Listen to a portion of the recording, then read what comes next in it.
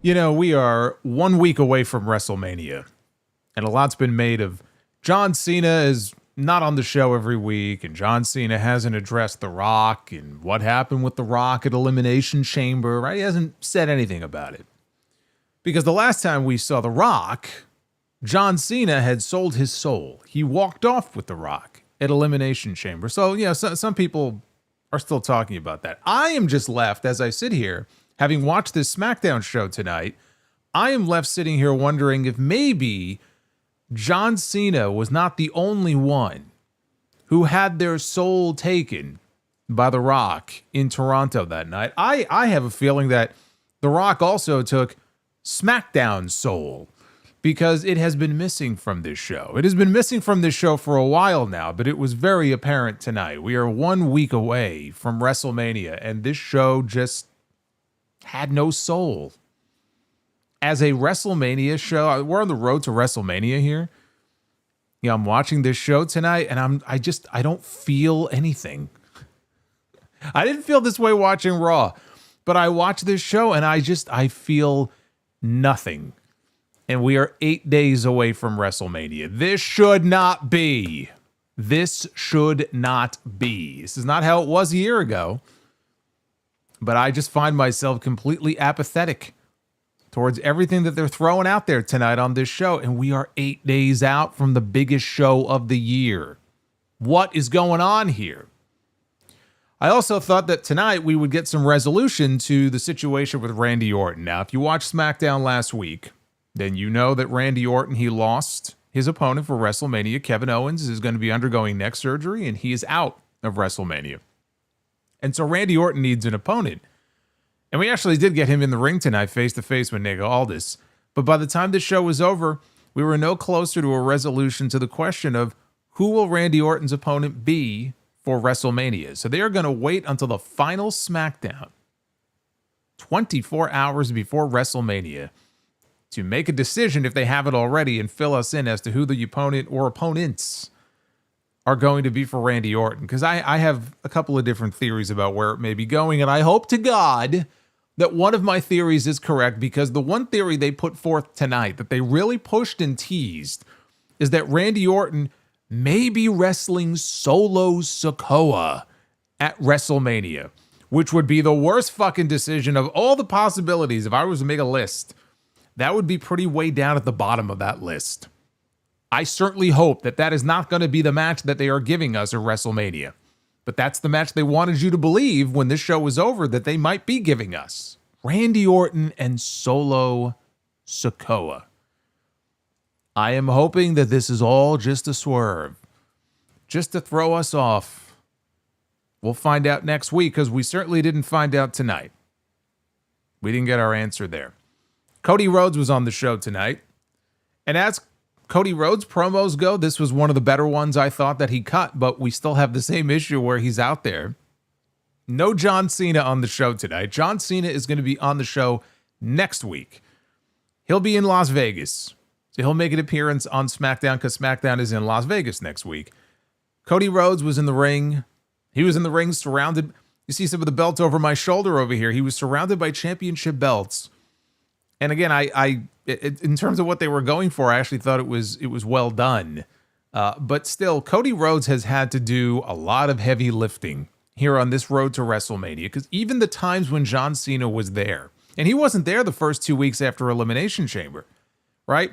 The so-called biggest heel turn in wrestling history. I can't tell you how many times I had to hear that shit coming out of Elimination Chamber. The biggest heel turn in wrestling history.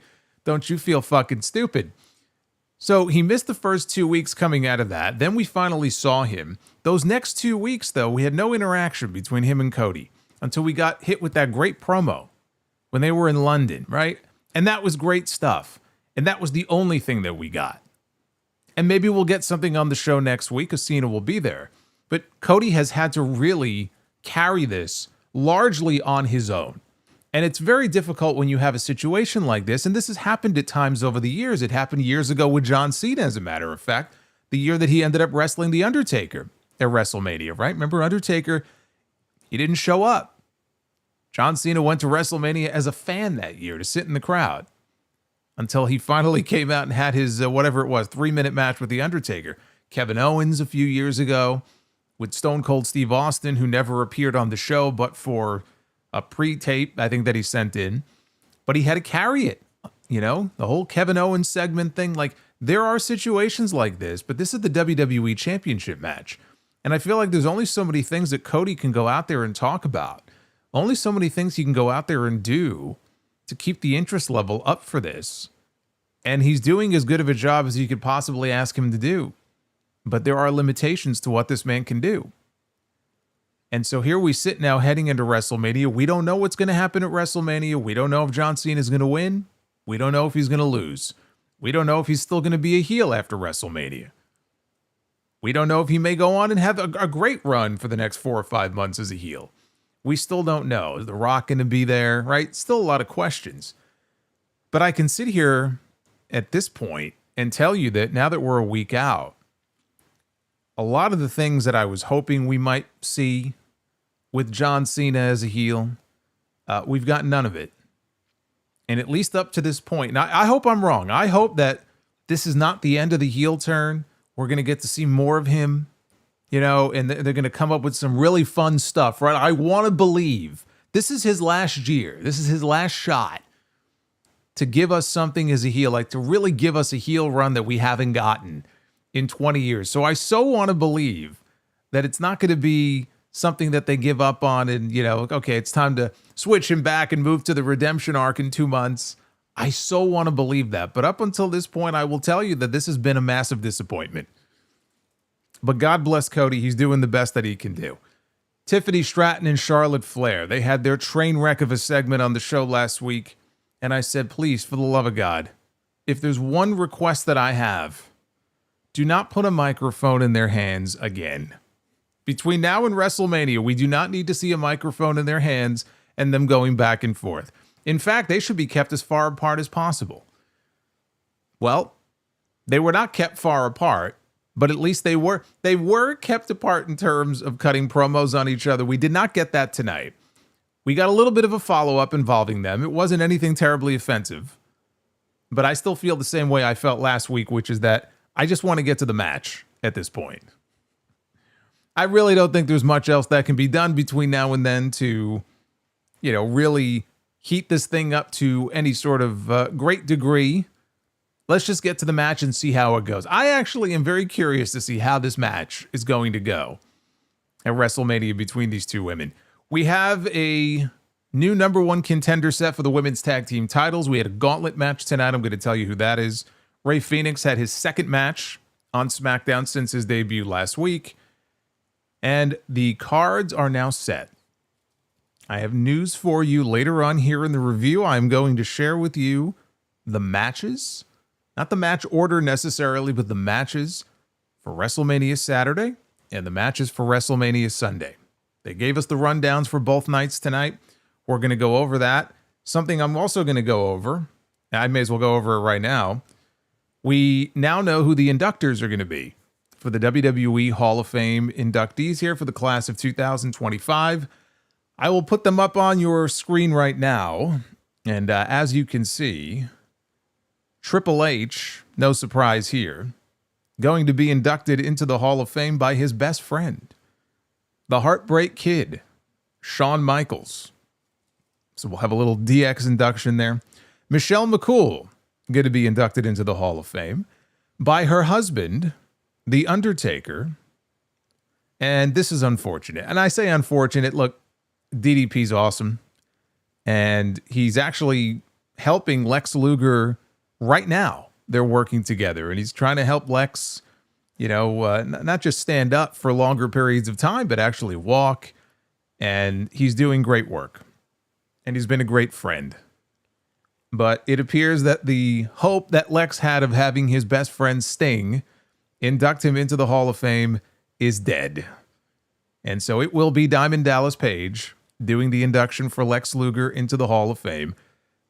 My impression is that Sting never even went to Tony Khan to ask him. I'm not even sure Sting bothered asking him if he would be able to induct his friend into the Hall of Fame. But now we know it's not going to happen.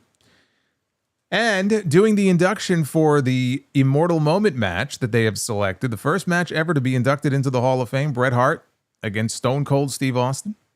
CM Punk will be doing the induction for that match, which is appropriate. Punk is a huge Bret Hart fan, and we know he's a huge Stone Cold fan. I was kind of hoping maybe Shamrock would do it. You know, Shamrock, it would get him involved, and Shamrock was actually a part of that match. But it will be CM Punk, which is a fine choice. Now, you'll notice here from this graphic, what they did not announce, unless the Undertaker is doing it as well. This graphic, the way it's written here, is a little weird. But they have not listed anybody to induct the natural disasters. So as of this moment, Earthquake and Typhoon, they have no inductor listed. I am wondering if it might be Cody Rhodes. For those who don't know, Cody is the nephew of Typhoon. Uncle Fred, as he calls him. So it would make sense if Cody was the one to do the induction, but as of this moment, there is no name attached to the natural disasters. So that is your lineup for the Hall of Fame. Of course, they also announced some legacy inductees this past week. Kamala will be going in, Dory Funk Sr., and Ivan Koloff. But they do not get formal inductions like everybody else does. So that is your class of 2025 in the WWE Hall of Fame. And this is your SmackDown review live here on YouTube for Friday, April 11th, 2025. I am the Solomonster. Thank you guys for hanging out with me here on a Friday night. Don't you all wish you had an Uncle Fred, just like Cody does? How cool would it be to be able to tell people, like if you're a little kid and you could tell your friends that the Shockmaster is your uncle? People make fun of the Shockmaster, but I mean, let's be honest here. Like, how fucking cool would that be? I wish my uncle was the Shockmaster. I like my uncle, but he's no Shockmaster. Like and subscribe. Super chats are open. You will see them popping up on your screen here as we go along. And I do appreciate all of the support as we barrel into the biggest weekend of the year next weekend. Going to be very busy. WrestleMania 41 weekend. I will not be in Las Vegas. I will be in New York. I will be parked here with all of you. Have the best moveset. I do. I do have the best moveset. So we're getting ready for a big week next week, and I do appreciate all of the support. Oh, yeah, and there is a new Charlotte Flair $32 super chat as well. Have the best moveset. Forgot to mention that. All right, let's get into this show here because SmackDown opened with General Manager Nick Aldis. And he was in the ring to introduce Randy Orton down to the ring. This was after he got dropped by an RKO out of nowhere last week. So Orton said he could tell by the look in Aldis's eyes that he took what happened last week personally. And he said that Aldis can't expect him to believe that he didn't see himself eating an RKO at some point. He reminded him what I reminded all of you of last week, which is that he had paid a double fine a long time ago, like 2 years ago almost. He had paid a double fine for an earlier RKO that he had given Aldis. So he said, I consider us even now. That's not how this works, by the way. To consider one even, like I understand, like in his mind, like, oh, you fined me, and so I gave you an RKO, but, you know, at the same time, like, Aldis didn't put his hands on him. It's not exactly a one-for-one type of situation here. Orton said this was supposed to be his 20th WrestleMania, which I did not realize, but this would be his 20th WrestleMania. Orton said that he needs this match, even if that means that Aldis ditches the suit and gets back in the ring for one night. So already, right here, right off the bat, they were teasing it. And that's what made me think, okay, maybe this really isn't going to happen. Because they just came right out with it, and he just planted the idea. He wasn't subtle about it at all. He goes, well, why don't you just take off the suit, and why don't you get in the ring with me at WrestleMania? Now, maybe they're just doing that to throw us off the scent. That is a possibility. Because, again, we still have no decision. Maybe they're just throwing us off the scent by making it seem obvious and making us think, oh, well, then they're not going to do that. That's kind of what I'm hoping. Aldis said that he busted his ass for 20 years to make it to WWE, and then he paused. I think maybe he was waiting for like a positive reaction from the crowd, and instead they didn't really react, and then they booed. So I don't think that was the reaction that he was necessarily going for. So Aldis said that he doesn't need Orton's money. What he needs is his respect. Orton said Aldis has his respect. He gained it a long time ago. But I can't promise I'm going to apologize to Mickie James after I do what I'm going to do if I don't get my match. That brought out Solo Sikoa and Tama Tonga, and I had a pit right in my stomach when I heard that music. I'm like, oh my God. And here they come, and they make their way out. Solo asked Aldis to tell Orton to leave the ring. And Solo said no one wants to hear Randy whine about not having a match at WrestleMania. He said Orton is in the past, and that's where LA Knight is going to end up after Jacob Fatu beats him to win the U.S. title at WrestleMania. Orton said he was trying to be diplomatic for the first time in his career, but Solo and Tama were making him hear the voices. And Orton called for them to get in the ring.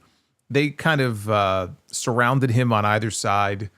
He tried to fight them off. They ended up getting the better of him until LA Knight ran out to make the save, and they cleared the heels from the ring. And Knight said that he knows Orton didn't get enough. Neither did I.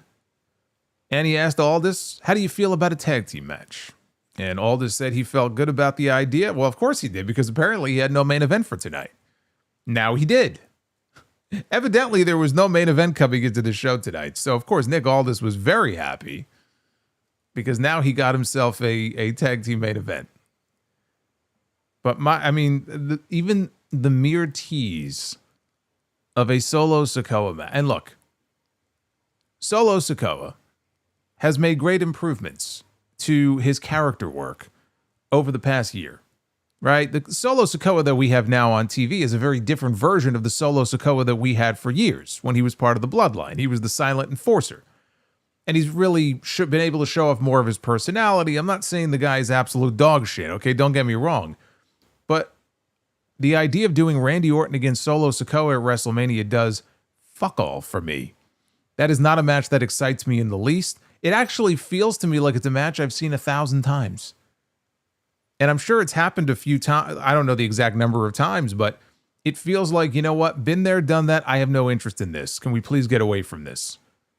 The fact that they're even teasing it and it's even a possibility for WrestleMania makes me very sad. Especially knowing what we could have had with Orton and Owens. And obviously, anything they do with Orton is not going to have the story behind it that match would have had. And that's unavoidable. That's not Triple H's fault. That's not WWE's fault. But now they're in a position where they can make a change and try to make a change that gives Randy Orton a fun match at WrestleMania. There is nothing fun about Randy Orton against Solo Sikoa. And again, I'll talk more about this when we get to the main event later, but I am hopeful that they are just swerving us here. They are just teasing us and making us think that this is going to be the WrestleMania match, but in fact, they have something better planned. Let us hope, because they could absolutely do better than that. Up next, we have the Women's Tag Team Gauntlet, with the winners challenging Liv Morgan and Raquel Rodriguez for the tag team titles at WrestleMania. Liv and Raquel, they sat ringside to watch the match. So there were 6 teams involved here. First team out to kick off the gauntlet, Bayley and Lyra Valkyria, who just had an Intercontinental Championship match on Raw. That was actually pretty good. And Lyra won. And it kind of looked like Bayley maybe wasn't too happy with her at first. Ghoul. And He's a Ghoulber. Ghoulber. That match at WrestleMania. Fucking Ghoulber. He's back. Be very lucky that we... Oh, you know what? You know what? Can you imagine? They pick up the phone, they call Goldberg and say, Goldberg, we have a match for you at WrestleMania. How would you like to wrestle Randy Orton in your retirement match? Now, Goldberg just began his training camp, I believe. So he's not going to have all the gears oiled up enough like the Tin Man in The Wizard of Oz. He's not going to be adequately oiled until the summertime. So I'm pretty confident it's not going to be Goldberg. It's a direction you can fuck. Yeah, that's what they could do with that idea. But I just realized, holy shit, Goldberg has no match at WrestleMania, but now there's an opening.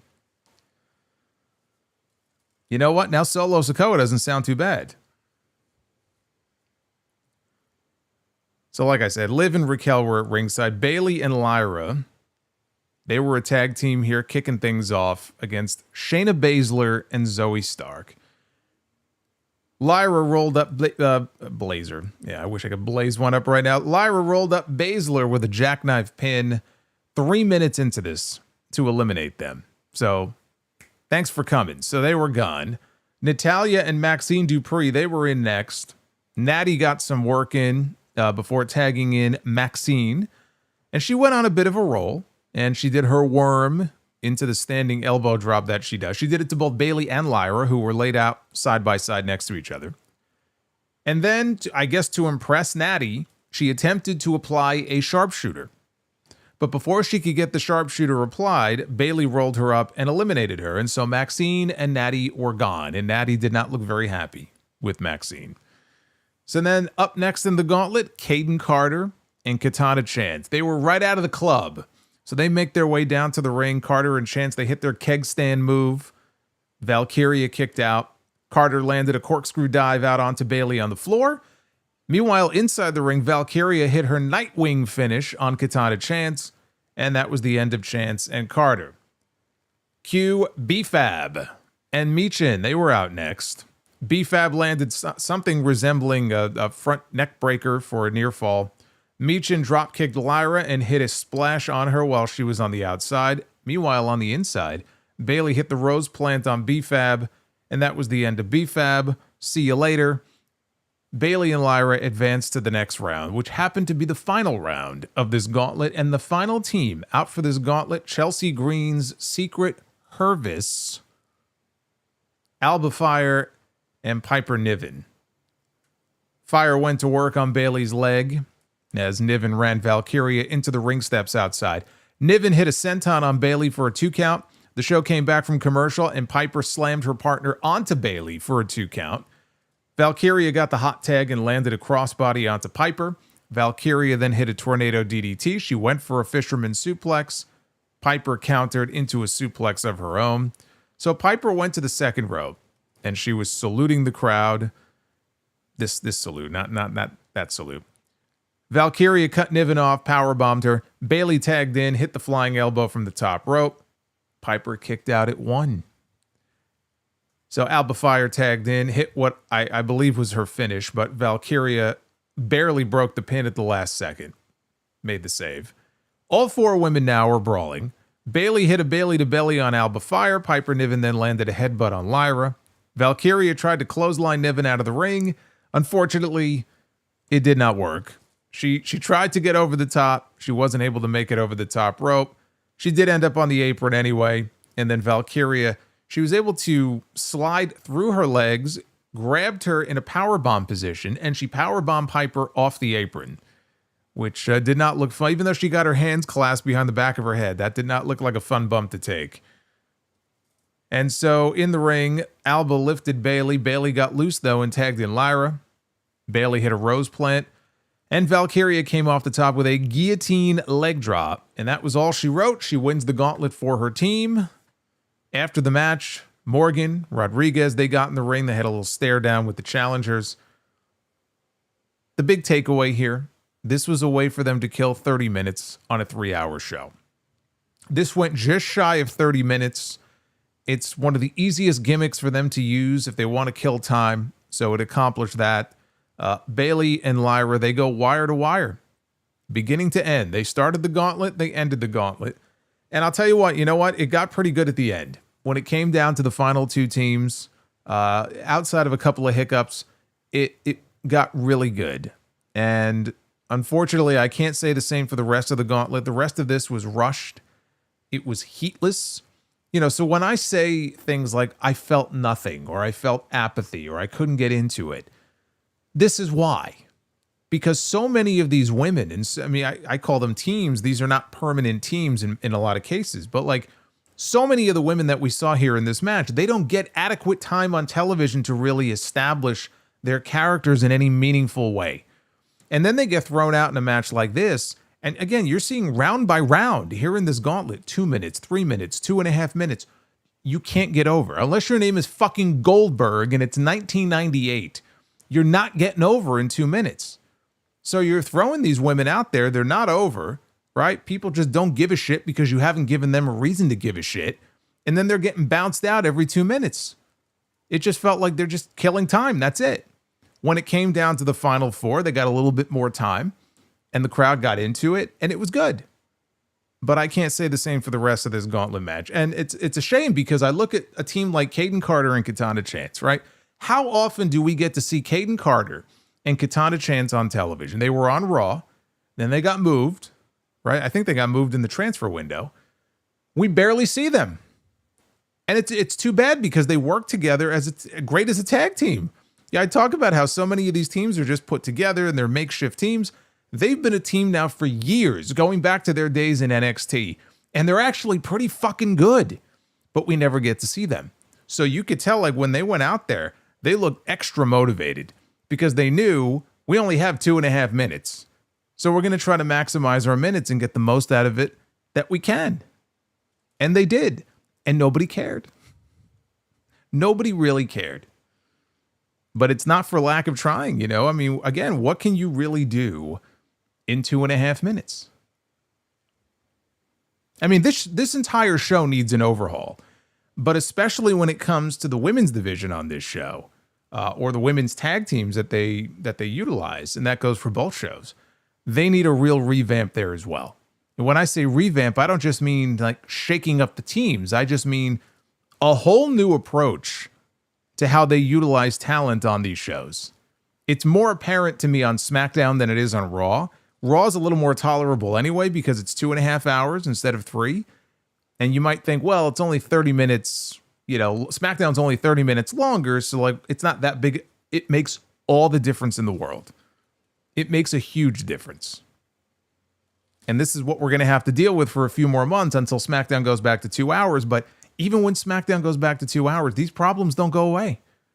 The only thing that goes away are most of the women that you saw in this match. Because then they're going to have an hour less. Then they won't be featured at all. But it's on them to find a role for them on this show. I'm tired of seeing these people thrown out there.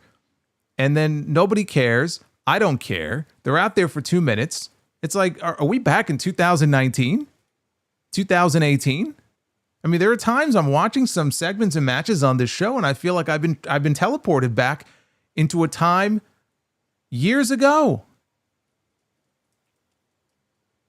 So at least we got some good stuff there at the end, but that's the best thing I could say about this. I don't actually see Bayley and Lyra winning the tag team titles. I don't see Lyra being a double champion. But they could use this as part of a longer term story between Bayley and Lyra. You know, with one of them going heel at the end of it. I can't imagine that ends up being Lyra. It would probably be Bayley, and it would be for the better. So them going to WrestleMania gives them something to do, but it could be meaningful in that if and when they lose, it could be used to further the story between the two of them. And maybe that's why they dropped the story cold between Bayley and Roxanne Perez, which they were clearly building towards something with the two of them, and then they did nothing. Maybe they just, you know, they went this way instead of going that way, and they're like, hey, we have a story with Lyra. We want to do something with Lyra at WrestleMania, so we're going to go this way instead of going that way. If it works out that way, that's fine. They're building up a longer-term story between the two. I have no issue with that. They cut to the announcers. And Joe Tessitore referenced a video that he said started circulating online earlier today that went viral, showing Charlotte Flair attacking Tiffany Stratton outside in the parking lot. Now, they did not show the video. The video's on social media. It's actually very tame. It's a short clip, I don't know, 15, 20 seconds, and it's nothing great. You know, they just got a little tiff, you might say. They got a little brawl out in the parking lot. They got separated. Speaking of which, I'm squawking like a bird. Jesus Christ. Hey, King Nader. King Nader is chiming in with that new Charlotte Flair super chat. That's what Charlotte sounded like last week when she was imitating Tiffany Stratton, and I'm not still, even now, quite sure what she was going for. I don't hear that when I listen to Tiffany, but evidently Charlotte does. So they didn't show footage of the brawl outside, but they did say that both women are facing disciplinary action. I guess since Tiffany fought back, she got in trouble. And they said Charlotte Flair was sent home. And when they said that, I'm sitting here and I'm thinking to myself, great. That's perfect. That's exactly what I was hoping for, right?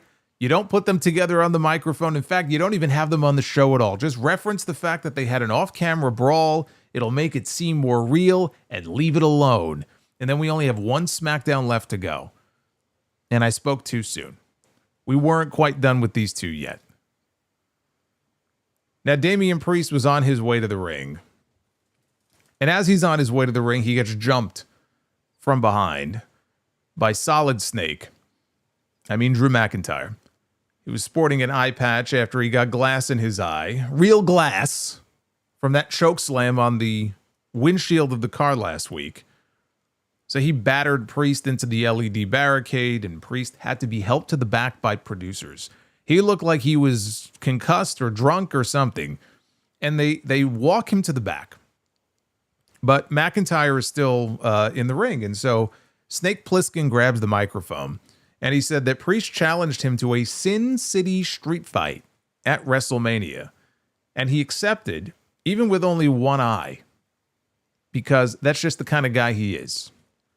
He was getting some noticeable cheers, I should point out, when he was speaking. It wasn't overwhelming, but you could hear it. So McIntyre ripped the eye patch off to reveal that he is now 100% medically cleared, which means that Priest is 100% screwed at WrestleMania. And at this point, Damian Priest reappeared in the aisleway. He fought off officials to make his way back down to the ring. Not only was Drew getting some cheers before, Priest goes on the offense here. And clearly he's the babyface in this situation, or he's supposed to be anyway. McIntyre was getting some cheers before. Priest was getting nothing. It was just no heat for this at all as he's fighting back against McIntyre, as he's making his comeback. So he clotheslined Drew over the top to the outside. While on the outside, McIntyre grabbed the ring steps. He blasted Priest in the head with them. McIntyre then dropped Priest with the Future Shock DDT on the steps, on the flat part of the steps. McIntyre then ripped Priest's necklace. He had a necklace around his neck, ripped it off and held it up. They have tried to get heat on this rivalry between these two. Obviously, it's nowhere near as hot as the McIntyre Punk program from last year. And Priest just hasn't been getting the same reactions on SmackDown that he was getting on Raw. When he was at the tail end of feuding with the Judgment Day, and he had just broken away from the Judgment Day, him and Rhea, they were getting these monster reactions on Raw. Like, go back after SummerSlam and go back and watch and listen to the reactions those two were getting. They were like superstars. And so now he's on SmackDown, which I thought was a great idea to finally get him away from the Judgment Day, give him some fresh talent to work with, and try to elevate him as a babyface standing on his own 2 feet. And he just hasn't gotten over at that same level. Like, you just listen to the reactions. When he was in the ring, I think it was before the Elimination Chamber, and he was one of the 6 guys in there. And there was that one week where everybody was out there. They were all cutting promos on each other. Logan Paul came out. He stood in the aisleway. Priest felt like the odd man out here. He's like dropping it. He's trying to drop like one-liners and stuff, and they're not hitting. They're not getting over in the way that everybody else was. But he's also on the mic trying to fight CM Punk and Drew McIntyre and even Logan Paul, who knows how to talk. And it felt like he was a little out of his league. And I don't know, he just hasn't caught on yet. I'm not saying he won't, but he hasn't caught on quite the same way on SmackDown as he was on Raw. And I hope he can find his groove, because he's somebody, I think Priest is very good, and I would like to see him get over at that same level. And I think he's someone that they are going to need to rely on, to be a major name on that roster coming out of WrestleMania. So I hope he gets there, but I don't know. There's something missing there right now. But that Future Shock on the steps, that was a good spot. DIY and Pretty Deadly. They were backstage watching footage from DIY's match last week, their loss to the Motor City Machine Guns. Ciampa said that he thinks there's a conspiracy to keep them away from the tag team titles. Pretty Deadly said Gargano and Ciampa have gone crazy. And Elton Prince said desperation doesn't look good on them. Alex Shelley and Chris Sabin walked in after Pretty Deadly left. Sabin confirmed that they would be challenging the Street Profits for the tag team titles, not at WrestleMania. They're going to be doing that tag team title match on SmackDown. Going to be doing that match on SmackDown next week. So I misspoke last week. I just assumed that they were going to be doing this match on the WrestleMania card. They are doing a tag team title match on the WrestleMania card, not this one. This one they're doing on SmackDown. And it's so weird to me because if you go back over the last few months, if you had to say which tag team division has really been more heavily focused on and has had more activity going around the championship, it would be SmackDown, right? DIY, the Motor City Machine Guns, Pretty Deadly, the Street Profits, and they have other teams as well. They have the Bloodline, the Legado. But like there was more activity around those titles, everybody being so pissed off at each other and angry. And it just felt like there was nothing going on the Raw side when it came to the tag team titles. And so now we're going into the biggest show of the year, and it's the Raw titles that are on the line, and the SmackDown titles are relegated to SmackDown. That just feels wrong to me. So Shelley and Sabin will have to wait for another year. They will not get their WrestleMania debut this year. I mean, maybe they can, sit in the crowd, go off on the side somewhere, go watch the show from the crowd, but they're not going to be wrestling. So after a successful debut last week, Rey Mysterio was back this week for a second match, and he wrestled Berto of Legado del Fantasma. Did I say Rey Mysterio? Rey Mysterio made his debut in 1989, not in 2025. Rey Fenix made his debut last week, and this week he wrestled Berto of Legado del Fantasma. And as good as the match I thought was last week that he had with Nathan Frazer, this one was better. That was a very good match. I enjoyed this one better.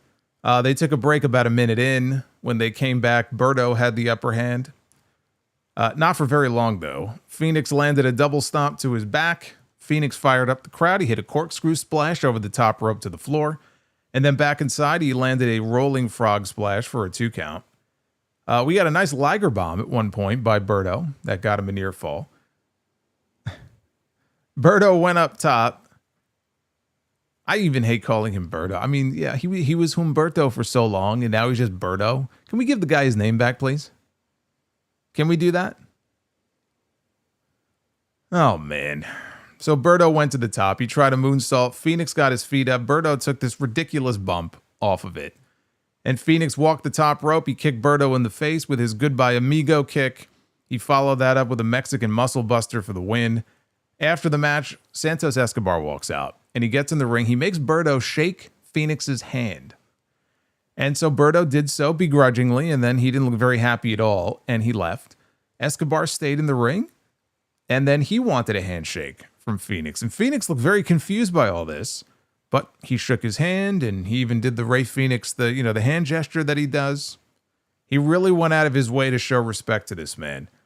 This is a very good match with a very odd post-match angle here. It made a little more sense after the backstage segment they aired later on, which I'll just get to that now. Berto was sitting in the back on one of the equipment cases. He was looking very dejected.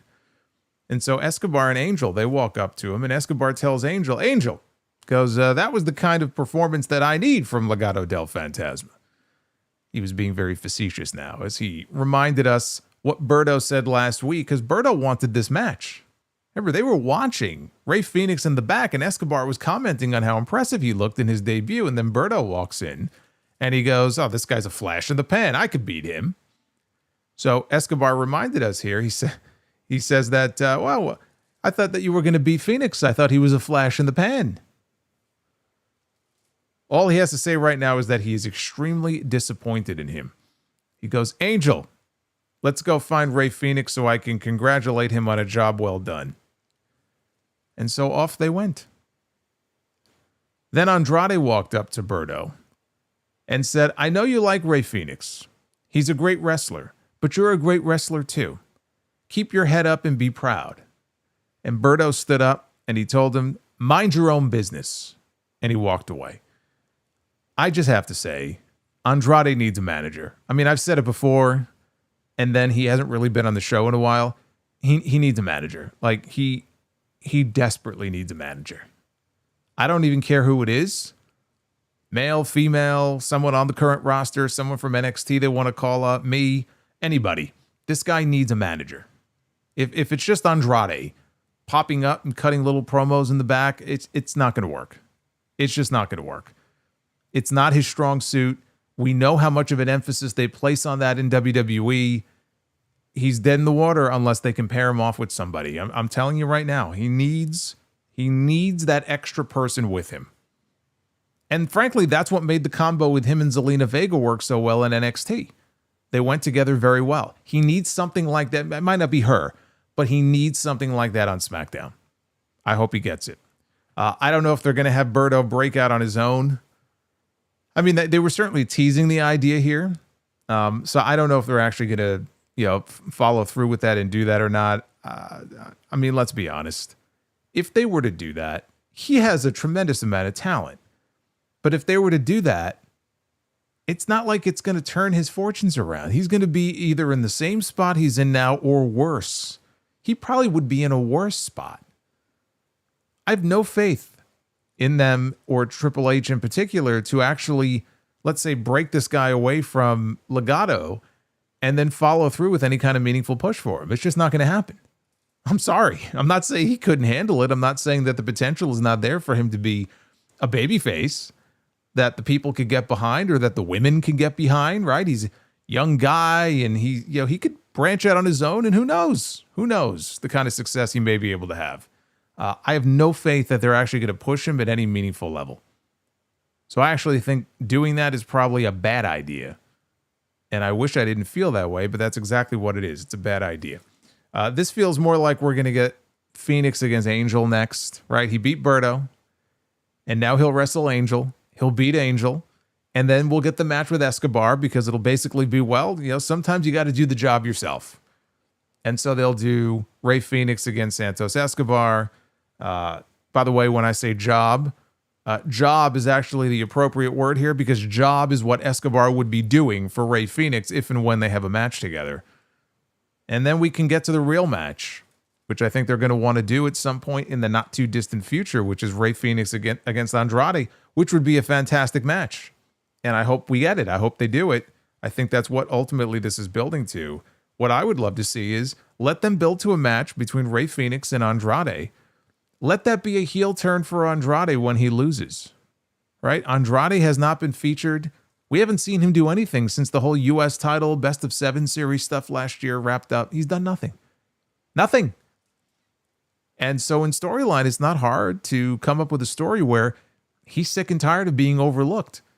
He loses to Rey Fenix. That might just be what pushes him over the edge. And then you can debut a manager for him. And then try to heat him up again and try to push the guy as a heel with a manager. That's what they should do with Andrade. Tell me a better idea for Andrade. If not pairing him off with somebody after a heel turn and trying to kind of reboot this guy's push, what would you do with him? What do you realistically think Triple H, if not that, would actually do with this guy to give him some kind of actual push on TV? You tell me. I'd love to hear it. Byron Saxton was in the back. He interviewed Roxanne Perez right outside of Nick Aldis's office. And Saxton asked, well, what brings you to SmackDown? And she said that, well, since Ava wouldn't give me my answer about Stand and Deliver, she decided to speak to Nick Aldis. And she said that as the runner-up in the Royal Rumble, which I had completely forgotten about, she would gladly compete for the WWE Women's Championship at WrestleMania. She said Tiffany Stratton just can't handle the pressure. And that brought in Tiffany Stratton, who said that Perez could learn something from her. Perez said that she was happy that Stratton finally showed her true colors. And she said that she hopes it doesn't cost Stratton her WrestleMania match. I guess her little parking lot fight that happened earlier in the day. So Stratton said that at least she didn't come to SmackDown to beg for a match. So they're arguing back and forth, and there's this whole commotion and shouting outside of Nick Aldis's office, and he opens his door to find out what the hell's going on here. Stratton told Aldis that she would give Roxanne a match tonight. Aldis said, "I'll think about it. Now go cool off." After this, they aired a video package. I'm pretty sure this was taken from a CM Punk documentary that they did many years ago. I think it was 2012, maybe. I think that was the date they put up on screen. But it was basically Paul Heyman putting over CM Punk, and Punk talking about his friendship with Paul Heyman, and just basically how they're best friends, and showing people who maybe forgot or are newer fans and are not aware of the legitimate relationship between these two, how far back it truly goes. It's not just an angle that they did on the show last week, where, hey, I want you to be my wise man. And no, I mean, there's a real history there and a real friendship and relationship that goes back many, many years to the very beginning of Punk's run in developmental, when Heyman stood up for him and helped save his job. And he put him over to management, anybody who would listen at every opportunity that he had about the potential that this guy had and how this guy is going to be a champion and this guy's going to headline WrestleMania one day. So they just kind of distilled it all down to this one video package here, just to educate people who may not already be aware of it. Chelsea Green, meanwhile, was trying to get into the trainer's room to talk to Alba Fire and Piper Niven, but the door was locked. Zelina Vega showed up, walked by, and told Chelsea she would find out what kind of champion she really is, right, without anybody there to help her. So off she went, and Chelsea was still clawing at the door, trying to get into the trainer's room. Well, I mean, what the hell happened in that match earlier, that they would both be locked in the trainer's room?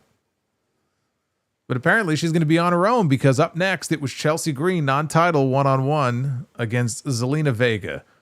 And before I get into this, I just have to acknowledge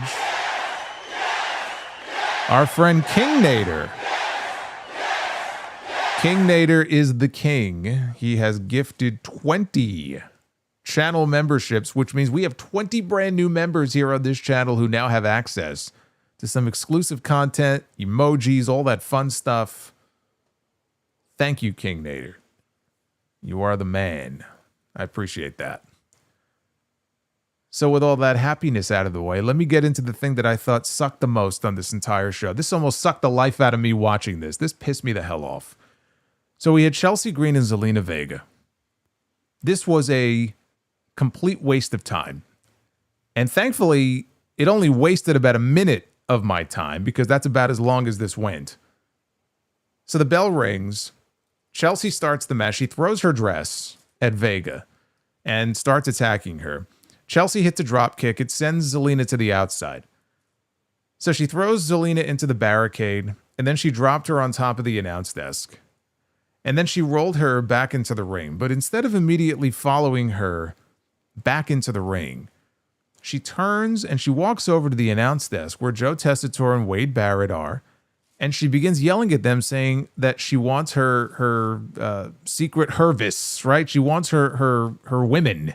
She wants her ladies out there, and she's very upset that they're not out there with her.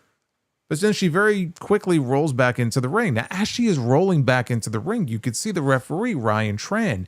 He hits the 10 count, and he calls for the bell.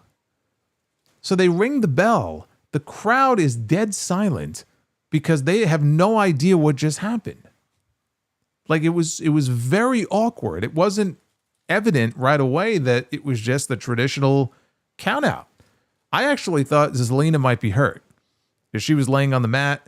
Chelsea was basically hovering over her. She said something to her. Then she looked up at the referee. I'm like, uh-oh, did somebody get hurt? It was very, very awkward. And I didn't even realize, frankly, that he was counting so fast. She was about to roll back into the ring, and he's like, nope, you're done. I mean, every fucking week we have matches where people, they roll back into the ring. The referee, they count very slowly, of course. So this was just very weird and very strange. And the fans at first didn't even know what the hell happened. They were completely confused. So then they announced Vega as the winner by countout. And Joe Tessitore, on commentary, he played up the fact that Chelsea Green was busy complaining, and that's what caused it. That's what cost her the match. She was too busy complaining on the outside and it cost her the win.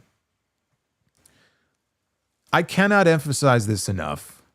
Triple H has done a horrendous job, okay, of booking the women's mid-card titles, and more specifically, the Women's United States Championship, because the Women's Intercontinental title, just a little bit better, but not much. But he has done a horrendous job when it comes to these two titles that are still relatively new. They only introduced them a few months ago, okay? And they already mean shit. He has done such a god-awful job with this. And so now, I look at this, and Zelina Vega now, right? Zelina Vega wins this match by countout tonight. Now, let me ask you a question. What do you honestly believe that this means in the career of Zelina Vega? Like when they talk about, oh, she got to win over the champion. No, she didn't. She didn't win anything. Chelsea Green beat herself. She cost herself the win. Because as Joe Tessitore pointed out on commentary, she was busy complaining on the outside. Right? She was in control of the fucking match.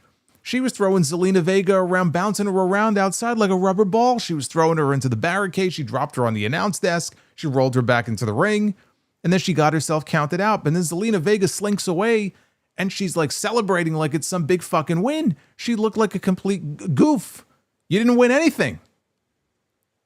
How is that supposed to get her over? How is that supposed to now in this storyline? Oh, well, I got to win over the champion. No, you didn't.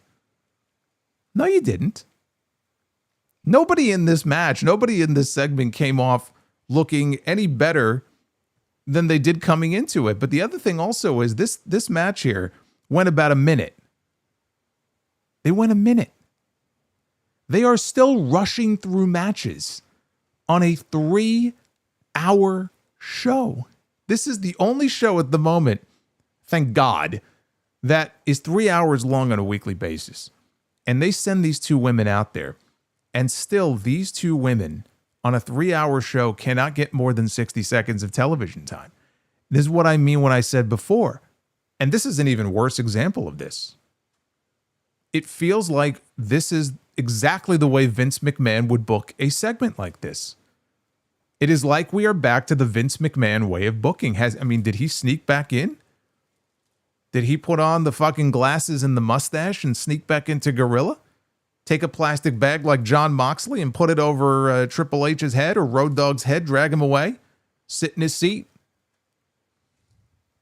What are we doing here? This is what I mean when I say that people don't get over. The women in this division don't get over unless your name is Charlotte Flair or Tiffany Stratton or Rhea Ripley, right? The very kind of tippy top of the women in this division, like nobody gets over. When you see stuff like this and you wonder, how is it that this women's division is in the shape that it's in? It's not really any wonder. All you have to do is look at a segment like this. This sucked.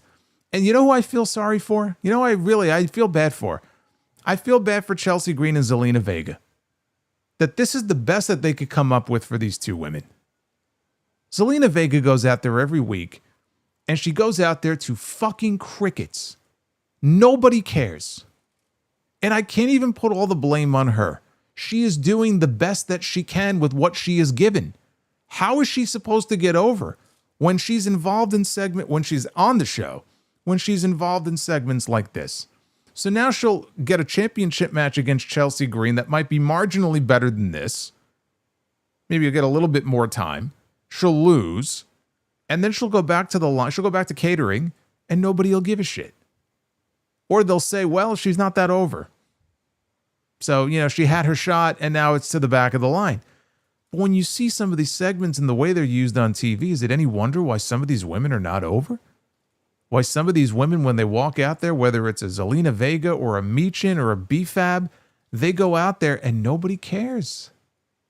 Like, this is supposed to be the time where you give people a reason to care and really try to build up some of these women. And then, hopefully over time, they'll be able to get over. And look, it's almost like a baseball player, right? You have so many players in AAA, you have in the minor leagues.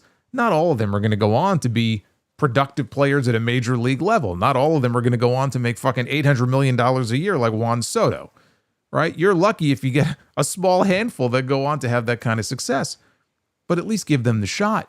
These women have no chance with booking like this. Zelina Vega has no chance with booking like this. None. I couldn't believe what I was seeing here. I mean, forget the awkwardness of the finish. Just a minute to do that. And she runs off like, I won. And then she goes to the back and I'm like, you won nothing. You won nothing. Not to mention the fact that this just felt like a colossal waste of time. This is just terrible television. We're a week away from WrestleMania, by the way.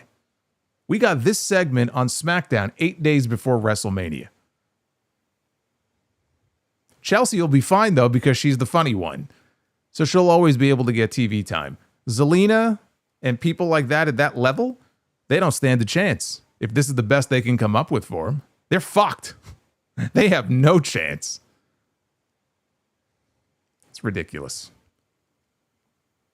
Now, I'll tell you one woman who's actually doing very good work right now. And it was very brief. We had a video package. They each had a chance to talk.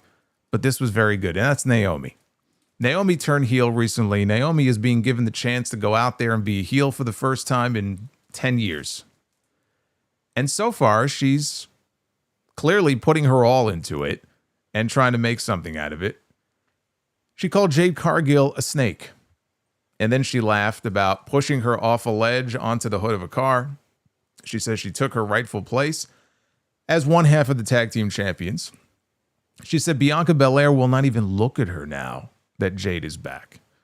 And Naomi said that she's doing what's best for her and she's going to get hers. And then she told Jade, proceed with caution. Jade Cargill responded during the second half of the video. She asked, what happens when a star starts to fade? They try to steal the shine from somewhere else. She said Naomi's glow is fading and that's what this is really all about. She says she's not a rookie anymore. She's Naomi's biggest threat. And then she said, a storm is coming. This was good stuff from both women, but I especially like the Naomi promo. And also very interesting to note here, she's still talking like she wants to be friends with Bianca.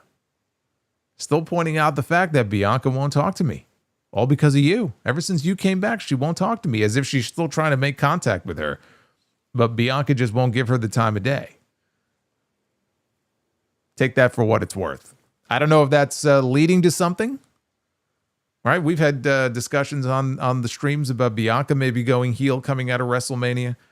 Still possible that Bianca and Naomi could end up on the same side again, but as heels. That'll be interesting to watch. So they had some of the production assistants setting up a bunch of classic WWE Championship belt replicas in the ring for the next segment with the WWE Champion himself, Cody Rhodes. His opponent at WrestleMania, not here tonight, but it was up to him to come out and try to sell this match. And so they have all the belts set up in the ring. Most of it was, I don't want to say it was all of them. I didn't see the green Backlund belt out there. So I can't say that they were all out there, but they had the Bruno Sammartino belt. They had the Hogan 87 belt, the Winged Eagle, the Big Eagle from the Attitude Era. They had the Undisputed title. And they had the John Cena spinner belt. And then out came Cody with his giant logo belt. Still better than the spinner. So the Seattle crowd launched into the European Cody Rhodes chants that we were hearing on all the international shows. They have carried over here to the U.S. Cody said the crowd had him flustered, and he thanked the fans here in Seattle. He even gave a shout out to working for Defy. Big independent promotion out of Seattle. That's Swerve Strickland's home. Defy Wrestling. Cody pointed to his title, which was also sitting there, and said that it means he is the best wrestler in the world. Cody said he's blessed to carry that belt, but it won't always be him. He said that his WrestleMania match is about keeping that title home. Cody said that there is one man trying to take all of that away. John Cena. He said Cena has neglected to make Seattle a part of his farewell tour. Of course, the crowd booed. He said Cena will be in Las Vegas for SmackDown next week. He said one thing that Cena said that sticks with him is what he said about Cody's neck tattoo. That it makes Cody look like just a common fan. Cody said, so what? He has the tattoo for the same reason he wears suits, not because he is somebody, but because he wants to be somebody. Cody ran through the titles on the tables. He paid homage to all of the former WWE champions. So when he got to the Winged Eagle belt, he referenced The Undertaker. When he got to the Undisputed title, he referenced Eddie Guerrero.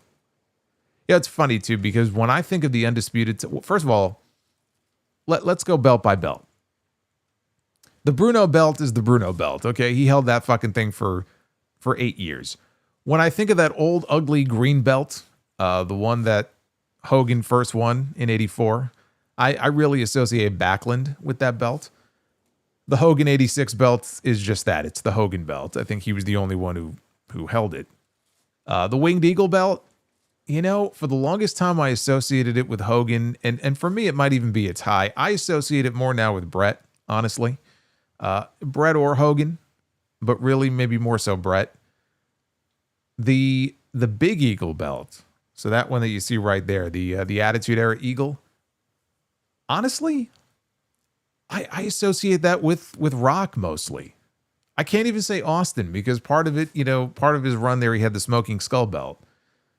I associate that mostly with The Rock. The Undisputed title, I don't associate it first with Eddie Guerrero when I think of it. I associate it with Brock Lesnar. It really is Brock and then Eddie. And then the spinner belt, obviously I associate that with Cena. It's like the Hogan 87 belt. There's a reason why it's called the Hogan 87 belt, because it was Hogan's belt. But yeah, the spinner belt obviously goes with John Cena. But it was nice to get an Eddie Guerrero reference here. Cody said Cena looks at the spinner belt and considers it a bad thing, but Cody doesn't. Well, that's because Cody Rhodes is wrong. He talked about how Cena said Cody isn't authentic, but he said he's the WWE champion and Cena is not. Cena always teaches, so maybe Cody can teach Cena something just this one time. He saw his father struggle with the same thing as a career babyface, he said. I hate, can I just say, maybe I'm just a traditionalist. I hate that they're normalizing this, that they're just normalizing just how liberally they're throwing out these mentions of heel and babyface, like on the actual show. Like, I don't have an issue, like, I mean, they could do what they want, but I don't have an issue with it, like when they're on a talk show or something, but just like on the actual show, in these segments, and Triple H did it just recently, and they're just throwing around heel and babyface now. Like, it's just part of the on-air vernacular now. It's just, I just hate that that's being normalized. He said the lesson is that the fans can love somebody else. Cody might be the captain here, but there's a roster full of people that the crowd loves, and he listed a whole bunch of names, including Rhea Ripley. Now he's got the task of making sure Cena doesn't win the title and take it home with him. This is the same thing Cody told Brock, and the same thing he told Roman. He's a wrestler, and that's what he does when backed into a corner. He said, the bell is going to ring, and when it's over, I will leave John Cena in the ring to have his moment to say goodbye to the fans. He won't quote Cena's lyrics at him. Cena already knows his time is up, and in the future, Cody's will be as well. But the WWE title is timeless, and he'll make sure it stays home and stays with us. So we got a Brock Lesnar name drop here on TV. We don't get those very often. I think his name was kind of alluded to in a promo once a few months ago. So yeah, that's a name like Vince. That's a name you don't hear mentioned on TV. And no, I don't think that's indicative of any. Before people start saying, "Oh, do you think he's going to be at WrestleMania?" Like, no, I don't think it's indicative of anything. It was just interesting that he threw it out there. As Cody promos go, it was one of the better ones. I thought he did a really good job with it. I thought he brought some great fire, especially at the end of the promo. They got really like zoomed in on his face, and he was really, popping off there at the end. And I thought the use of all the old titles as props in the background, I thought was very effective. But to go back to what I said at the beginning of the stream, this Cena heel turn has not been great. I don't care what anybody says. It hasn't. It feels very slapdash, very slapped together, and the lack of follow-up with the Rock stuff, I'm sorry, it's inexcusable. And when Cena isn't there, Cody is forced to do promos like this on his own, addressing his opponent who isn't there, just, looking into the camera, and he does a good job with it. He's done the best that he can do with what very little Cena has given him, really, but for that 1 week where they went face to face. I just think he's done the best that he could be expected to do. They had that one great segment together, and that's it. Cody has held up his end to try to keep this as interesting as possible. But I think when Cena turned heel at Elimination Chamber on March 1st, I don't care what anybody says. Even if you disagree with me right now and you're loving the John Cena heel turn, that's great. That's great. I'm not saying I hate it. I'm just saying I hate that I don't enjoy it more than I do. Because I was looking forward to it as much as anybody once they pulled the trigger on it, which I never thought they would do. And that turn, initially, the way they did it that night was tremendous. And obviously, it got a lot of mainstream attention, and it went viral and all that kind of stuff. And so your mind begins to race with all these ideas of like, oh man, all these things that they could do. And, I wasn't like attached to one idea where it's like, they have to do this. But it's like all the different possibilities, and we've got none of it. None of it. Now, if he's going to be a heel for the rest of the year, and we'll see this play out over the course of the next several months, then that's great. And I'll be happy to eat my words at the end of all this. But here we are now. We're 1 week away from WrestleMania, and outside of really that one segment on TV, it's just been completely underwhelming. And maybe it was unavoidable with his schedule being what it is, but I was expecting more than what we've gotten. I hope what they do at WrestleMania can try to make up for it. But if I sat here and told you, man, this heel turn has been great, this John Cena heel turn's exactly what I was hoping it would always be, I'd be a liar, because it's not. And it sucks. I hate that I feel that way. I really wanted this to be like a major thing going into WrestleMania, because that was the whole point. It's like, if you're going to do John Cena against Cody Rhodes, you can't do babyface against babyface, man. That's going to be fucking boring. Because they're so much alike in so many ways. Somebody has to go heel, and somebody did go heel. And yet here we are. And frankly, I'm not so sure that as I sit here right now, the way this build has gone, that it's radically that much more interesting than it would have been if you would have just kept them babyface. That sucks. And if I'm a little selfish because I want more, it's because I know it's his last year and the clock is ticking. There's only a finite amount of time left in this. And so, yeah, I'm a little selfish here. Like, come on, man, you got to give us more than this. And we just really haven't gotten that so far.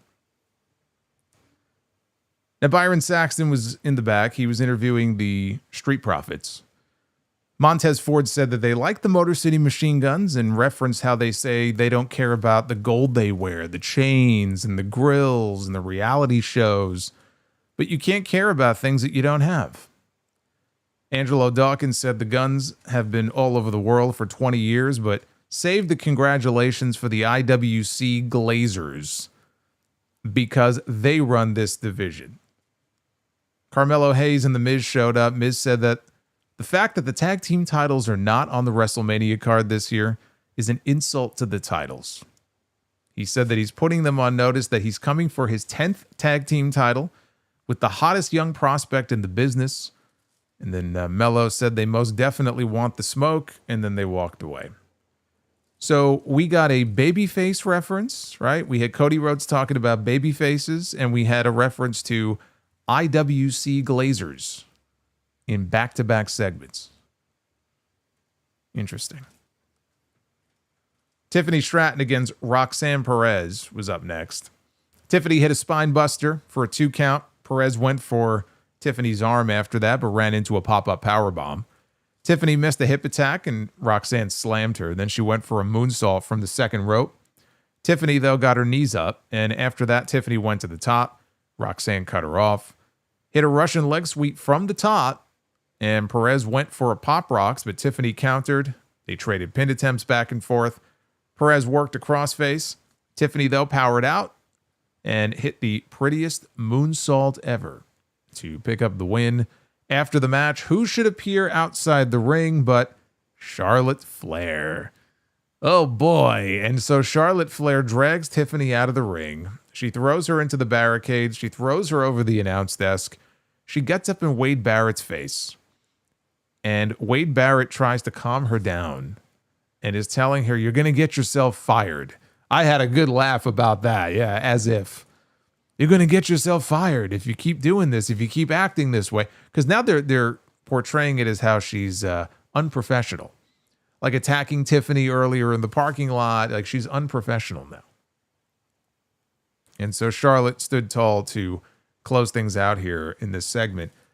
They were clearly building to something. Let me talk about Roxanne first. They were clearly building to something with Roxanne and Bayley, as I said before. And they stopped it cold. But when you look at what they've done with Roxanne, they haven't done much this year with her, but the things they've done are very telling. She was in the Royal Rumble. What did she last? Like over an hour, right? She was in the Rumble for a long time. She was the runner-up in the Women's Royal Rumble. She qualified for the Elimination Chamber, and she was in the chamber. Here tonight, non-title, obviously, but she's in the ring wrestling. A week before WrestleMania, no less. She's wrestling the WWE Women's Champion. So you could tell clearly, that they see the potential that Roxanne has.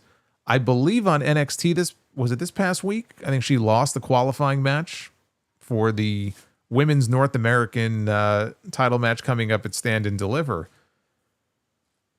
And again, the match with Tiffany tonight, more competitive than you might think. It wasn't like a squash or anything like that.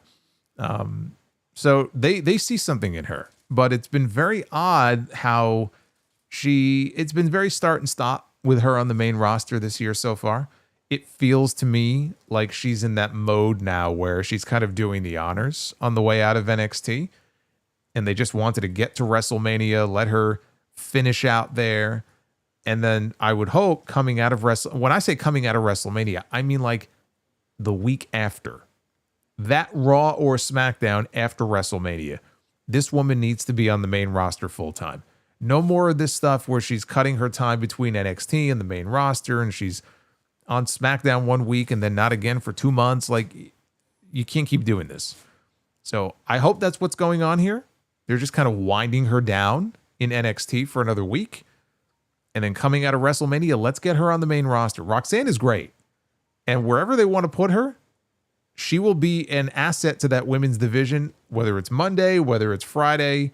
It feels like Friday is where she'll probably land, but wherever it is, she'll be an asset to that show.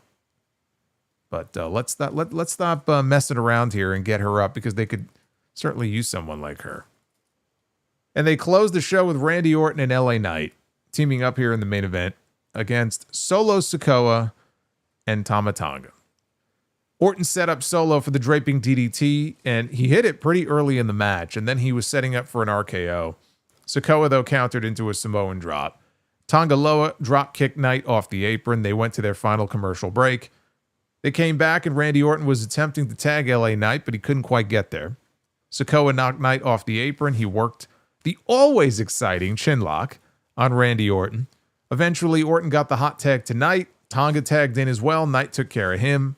Knight landed an elbow drop on Tama Tonga. Solo Sikoa broke up the pin attempt. Then he hit a Samoan spike on Knight. Orton gave an RKO to Tama Tonga, but then he ended up outside with Solo. The two of them fought off into the crowd. Back inside, Knight and Tama, they both stagger to their feet. They touch backs. They back up into each other. And then LA Knight reaches back, hits a BFT, and picks up the win. When the match was over, guess who showed up behind LA Knight in the ring? It was Jacob Fatu, his opponent at WrestleMania. He super kicked him. He landed a running hip attack. He followed that up with his mighty moonsault.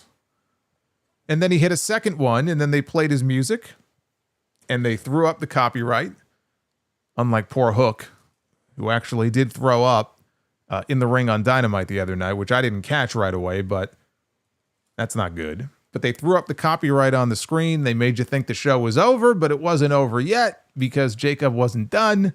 and he went back up top. He hit one more mighty moonsault, and then they went off the air. So Orton brawls off with Solo Sikoa. And I am left sitting here going, please don't tell me that their big backup plan is simply to put Randy Orton in the ring at WrestleMania with Solo Sikoa.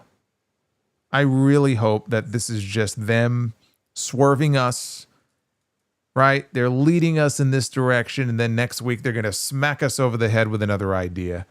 I think that's what's going on here. I hope, maybe it's just more hope than anything else. I hope that's what's going on here. Because I'm sorry, that's just a fucking terrible match if that's the match they settle on for WrestleMania. Look, I know they were caught off guard, okay, by the Kevin Owens injury. I know that.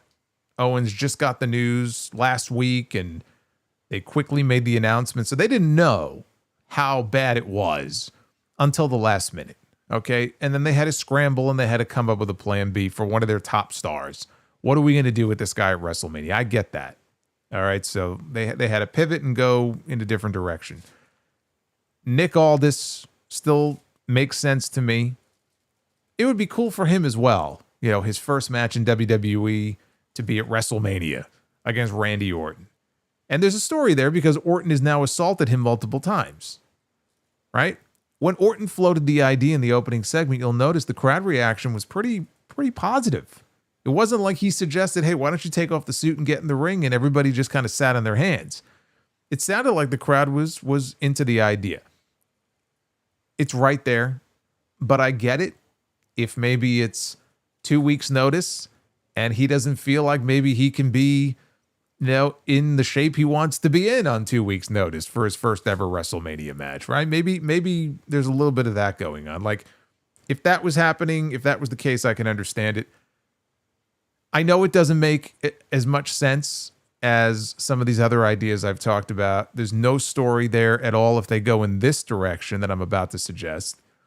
None at all, outside of the obvious, which is that this other person also doesn't have a WrestleMania match. Not only does this other person not have a WrestleMania match, they didn't have a WrestleMania match last year either. That could be the story. You don't have a match. I don't have a match. I need to be at WrestleMania. You want to be at WrestleMania. Let's have a fight. And that man is Sheamus. If all else fails, if Nick Aldis, if it's not Nick Aldis, what about Sheamus? Where is Sheamus? Sheamus tweeted the other day, he just said, I'm available. This guy's sitting at home, he's watching. We're about to have another WrestleMania, and it's another WrestleMania where he's not even on the show. The last time Sheamus had a match at WrestleMania, he had that banger triple threat match at 39 with Drew McIntyre and Gunther, which was a fucking great match. One of the best triple threat matches you will ever see. And he's sitting at home and he's got nothing to do. Not hurt, as far as anybody knows. If all else fails, why not just do Orton and Sheamus and just let them go out there and have a really good match? Anything would be better than what they were teasing for Randy Orton on this show tonight. And I know Sheamus isn't even on SmackDown. I know he's on Raw, but who gives a shit? You had an injury, right? So you gotta make some decisions here. It doesn't matter. It's not like the brand split has ever stopped them from doing something like this before anyway. It's WrestleMania season. People can cross borders, every week if they want to. But I still think that the Solo Sikoa thing is probably a red herring. We'll find out next week. When the show is over, again, I just sat here and said I think The Rock stole more than just John Cena's soul. He stole SmackDown's soul too. Where is the soul of this show? It is a soulless, emotionless show. We are 8 days out from WrestleMania. Does it feel like we are on the road to WrestleMania like in a major way right now? Don't lie.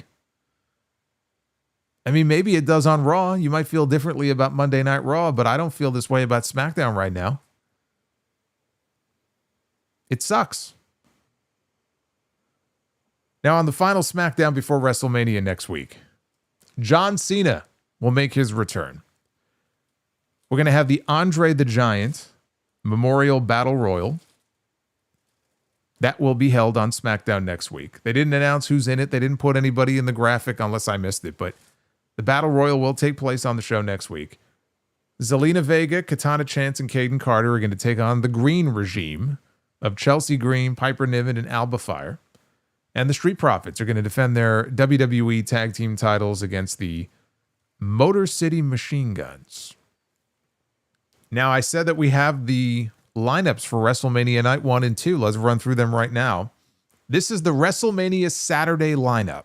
7 matches on Saturday, headlined by Roman Reigns, CM Punk, and Seth Rollins, right? We already know that's the main event on Night 1. Gunther and Jey Uso for the World Heavyweight Championship. Charlotte Flair and Tiffany Stratton for the WWE Women's Championship. Jade Cargill against Naomi. The Viking Raiders against the New Day for the World Tag Team titles. Rey Mysterio against Grande Americano. I'm happy for Chad Gable. At least Chad Gable's getting an actual match, an actual singles match. He's not wrestling as himself, but I'm happy for him that he's at least on the card. And LA Knight will defend the United States Championship against Jacob Fatu. 7 matches. That is the lineup for WrestleMania Saturday. WrestleMania Sunday. 6 matches. Although, of course, that's pending whatever Randy Orton's match is going to be. I would assume then that Randy Orton will be wrestling on WrestleMania Sunday. So that way we'll have 7 on Saturday, 7 on Sunday. Right now it's at 6. John Cena and Cody Rhodes in the main event for the WWE Championship. Io Sky, Rhea Ripley, Bianca Belair, triple threat for the Women's World Championship. Braun Breaker, Penta, Dominic Mysterio, Finn Balor, Fatal 4-Way for the Intercontinental title. Drew McIntyre and Damian Priest are going to have a Sin City street fight. Liv Morgan and Raquel Rodriguez defend the women's tag team titles against Bayley and Lyra Valkyria. And last but not least, AJ Styles one-on-one with Logan Paul. I will tell you that as of this moment, as I look at these lineups, I give the edge tonight too. I have to give the slight edge tonight too. And again, whatever Randy Orton's match is going to be, very likely going to be taking place on night 2. So I don't know about the match order, but at least now we know what matches are taking place on which night. Let's take a look at the Twitter poll. What did you think of SmackDown from Seattle? You know, Seattle is known for all the rain that it gets. We've been getting quite a bit of rain here in New York. It's raining right now outside my window. 38.8% thumbs up for tonight's show. 36% thumbs in the middle, and 25% thumbs down. Yes, indeed. Yes, indeed, Roy. New Day and War Raiders is a WrestleMania match. Street Profits and Motor City Machine Guns are not. But yeah, this is a pretty fucking terrible score here for SmackDown.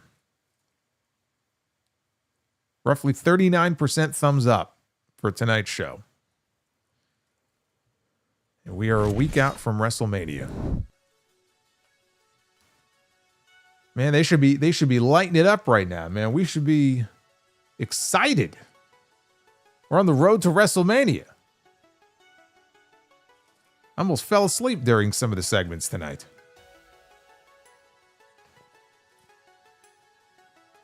But that Chelsea Green Zelina Vega segment was just such a it really was such a slap in their face. Like, I cannot imagine that they heard what they were doing on the show tonight and they went out there and they were happy about what they were doing. There's no way. There's no way. They have too much pride in their work to be given that dreck and actually be happy with what they were given. I refuse to believe that.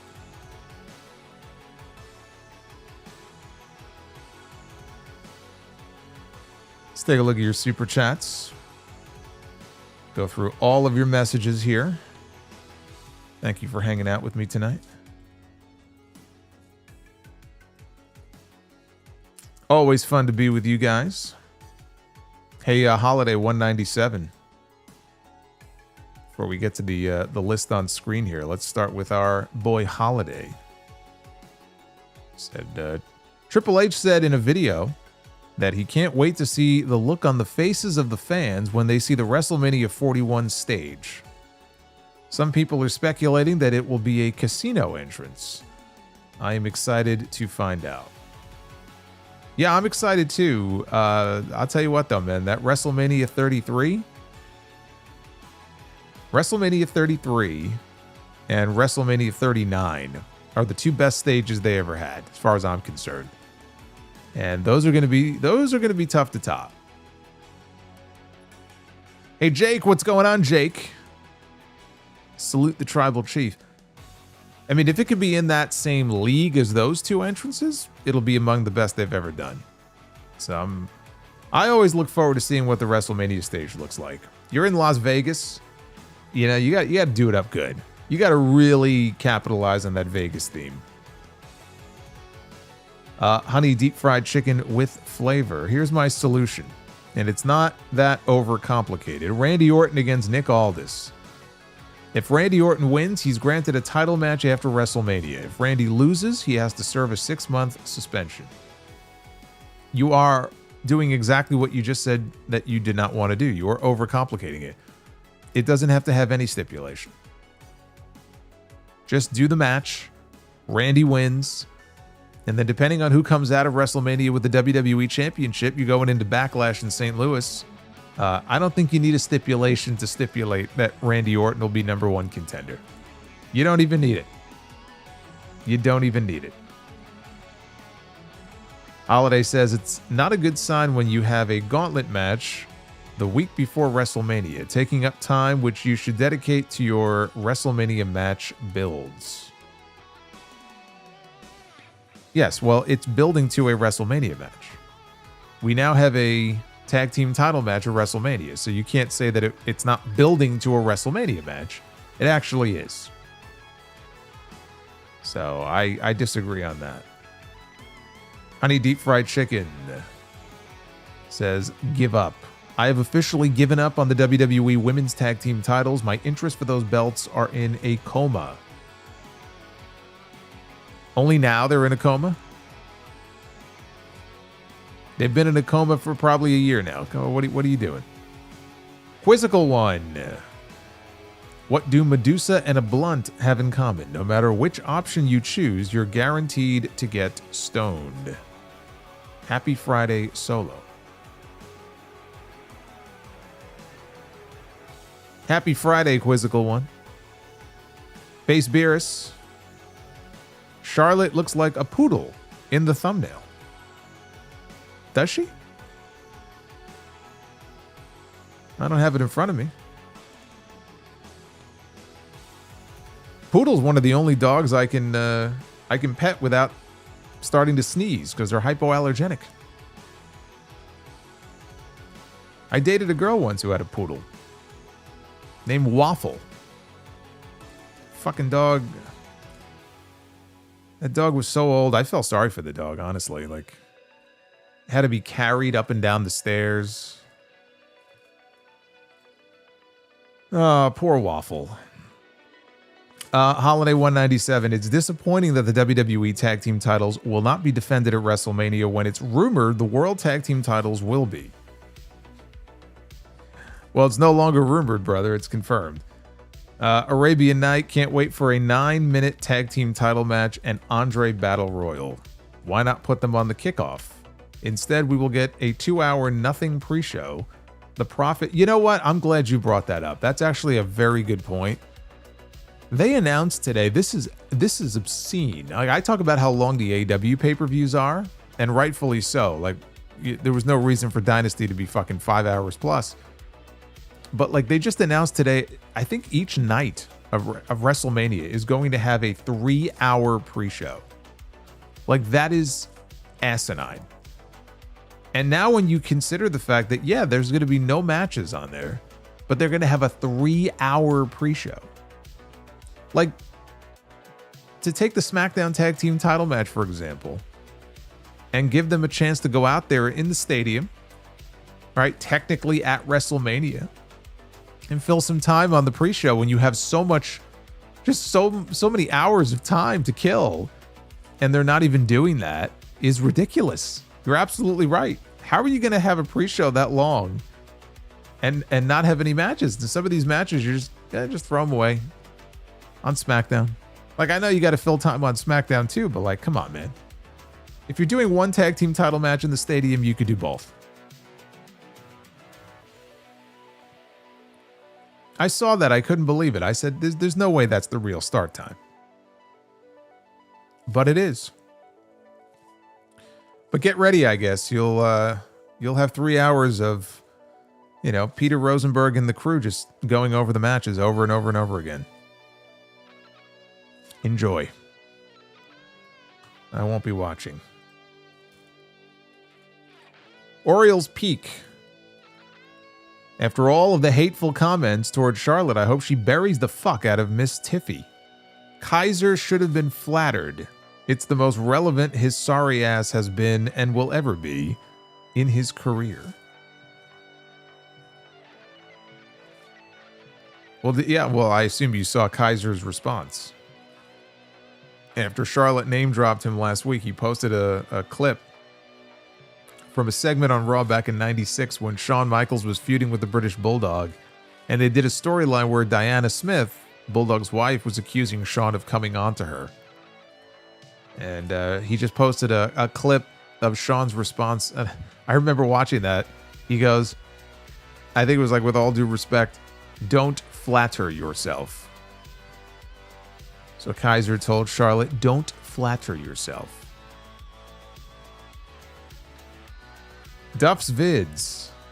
What kind of dog never barks? A hush puppy.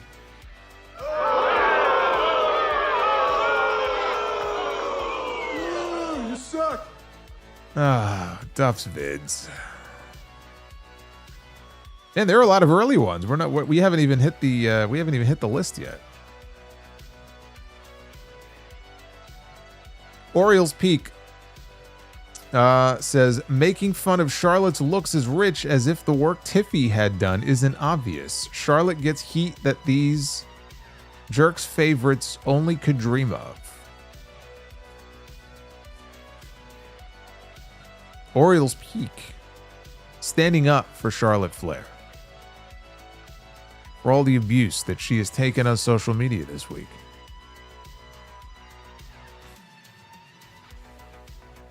I think Orioles Peak realizes that she's newly divorced and she's available. Orioles Peak, I'll put a word in for you if you want me to. I don't know that it's going to make a difference, but I'm happy to help in any way that I can. We have Nick with a $10 super chat. I'm just baffled at how thrown together this WrestleMania feels, given how much they love to waffle. There's waffle again. Waffle on about long-term storytelling. Like, I look at Liv and Solo, who had these big 2024s, and just nothing. Yeah, again, it's just a very uninspiring card, the way it's all kind of come together. I just look at it and hope, you know what, there have been times in the past, whether it's WrestleMania or other PLEs, where you go into it and it feels kind of underwhelming or very underwhelming, and sometimes those end up being sleeper shows. Like, I think WrestleMania this year has the potential to be great. I'm kind of hoping the fact that I feel the way I feel maybe will, it'll be another one of those examples where you go into it like your expectations maybe are kind of low, and they end up hitting you with a great show. Maybe it'll be one of those years.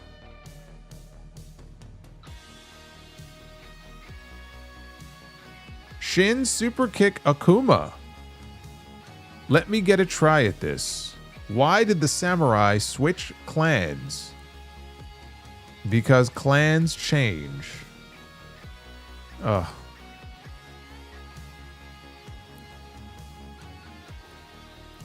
I won't beat you up too badly because you were just you were giving it your best shot, but man. Duff's Vids, did you hear about the kidnapping at the school? It's fine, he woke up.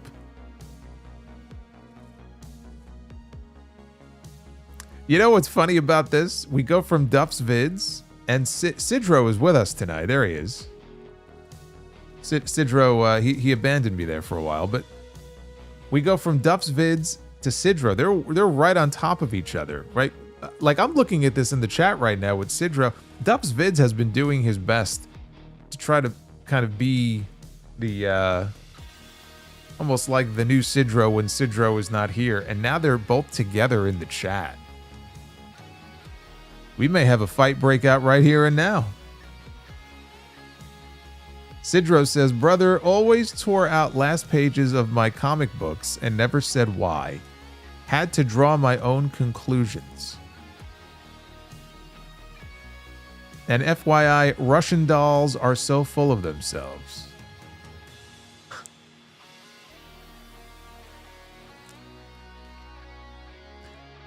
Duff's Vids. I lost my job at the bank on my first day. A woman asked me to check her balance, so I pushed her over. Wrong balance. Wrong balance. That's pretty good. That's pretty good. And we got a little competition going here with Duff's Vids and Psycho Sidro here. Super Pony. Randy Orton. Went from KO to solo. What a downgrade. Yeah. Well, let's hope it's just throwing us off and they'll hit us. Because look, they could have just announced it tonight. If it was going to be Solo Sikoa, they just could have come out and announced it. Yeah, there was another idea that I had that I actually forgot to mention before. And if it's not Nick Aldis, and if it's not going to be Sheamus. I just kind of threw that out there. There is an idea where Solo Sikoa could be involved, but you could try to make it a little bit better. Which is, and let me know your thoughts on this. If they wanted to do a tag team match, so you do Solo Sikoa and Tama Tonga to get them both on the show, against Randy Orton and a partner of his choosing or a mystery partner, however you want to couch it. And then use that mystery spot to debut somebody new like an Aleister Black. Because the one thing I don't think that they should do is have Randy Orton go in there against somebody new who's just debuting, or more specifically an Aleister Black, as we know he's coming in. Just because I think Orton needs to win at WrestleMania. If he's going to go to St. Louis, if he's going to be possibly in the championship match, have a big match at Backlash, he can't lose at WrestleMania. And I don't want to see him go in there with like Aleister Black making his big return and then he fucking loses. You know, because Randy has to win. But what if it was a tag match and he debuted as his partner? And of course they would go over in the end. I don't hate that idea. That could potentially be a cool way to introduce him back to the roster. So even that idea, I would take that idea over just doing Randy and Solo one-on-one. It's just so unappealing to me. Snowdog says they should bring Matt Riddle back. Reform RK Bro for WrestleMania. Yeah, I don't see that. Sidro has renewed for 9 months as a channel member. I once lived in a houseboat and I was in love with the girl next door. In the end, we drifted apart. Oh. I was in such a good mood and my mood has changed. Eminem, thank you.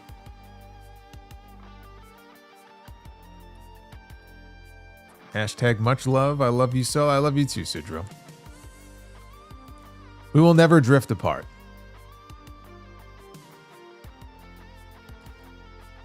Nick Grasso with the 1999.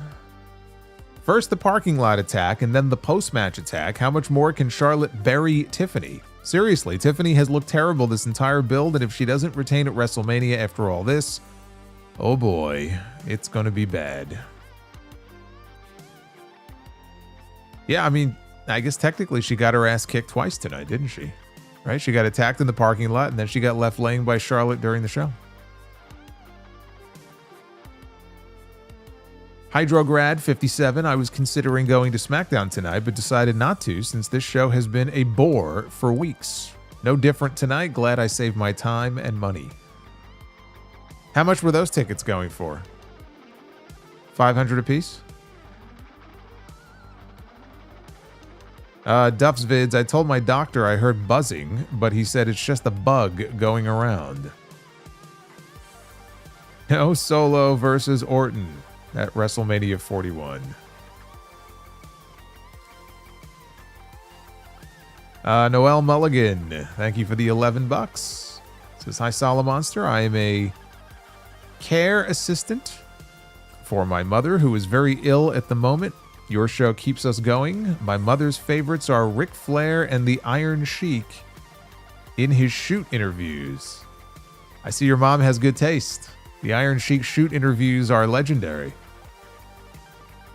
Well, I don't know what's ailing her, but I certainly hope, if at all possible, she gets better, or at least, is able to rely upon you for whatever assistance she may need. I'm sure you'll be there for her. I don't really know what else to say. It's a shitty situation whenever any relative is ill, let alone your parent. But I'm thinking about her. I'm thinking about you. And I thank you very much for the support. It does mean a lot. Hey, King Nader. As if the 20 gifted memberships earlier wasn't cool enough, he dropped a $40 bomb earlier in the stream. The king has spoken. Michael. SmackDown looking like the Mets in September. Injured or missing. This is going to be our year. You can mock and make fun all you want to, but this is going to be our year. I'm telling you.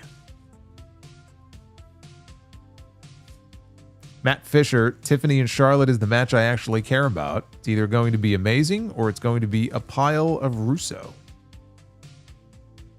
Pretty much, yeah. I don't really think there's going to be any in between on that. Like I said last week, I just hope they have better in-ring chemistry than they do on the microphone. Number 1, Homo Sapien, with 6 months of channel membership, came in a little late after watching New Japan's Windy City Riot. Yes, they had a show in Chicago tonight. And as a matter of fact, Willie Eichard, the Chicago Slayer, one of our loyal listeners, he and Mama Eichard were actually in attendance at that show. And I saw he sent a picture on Twitter, always representing the Sound Off. Mama Eichard had a Sound Off shirt on. Always love seeing that. So I haven't read up on that show at all. I don't know what happened. I don't know how good it was or wasn't. Hopefully it was a good show. I am sure it was better than SmackDown.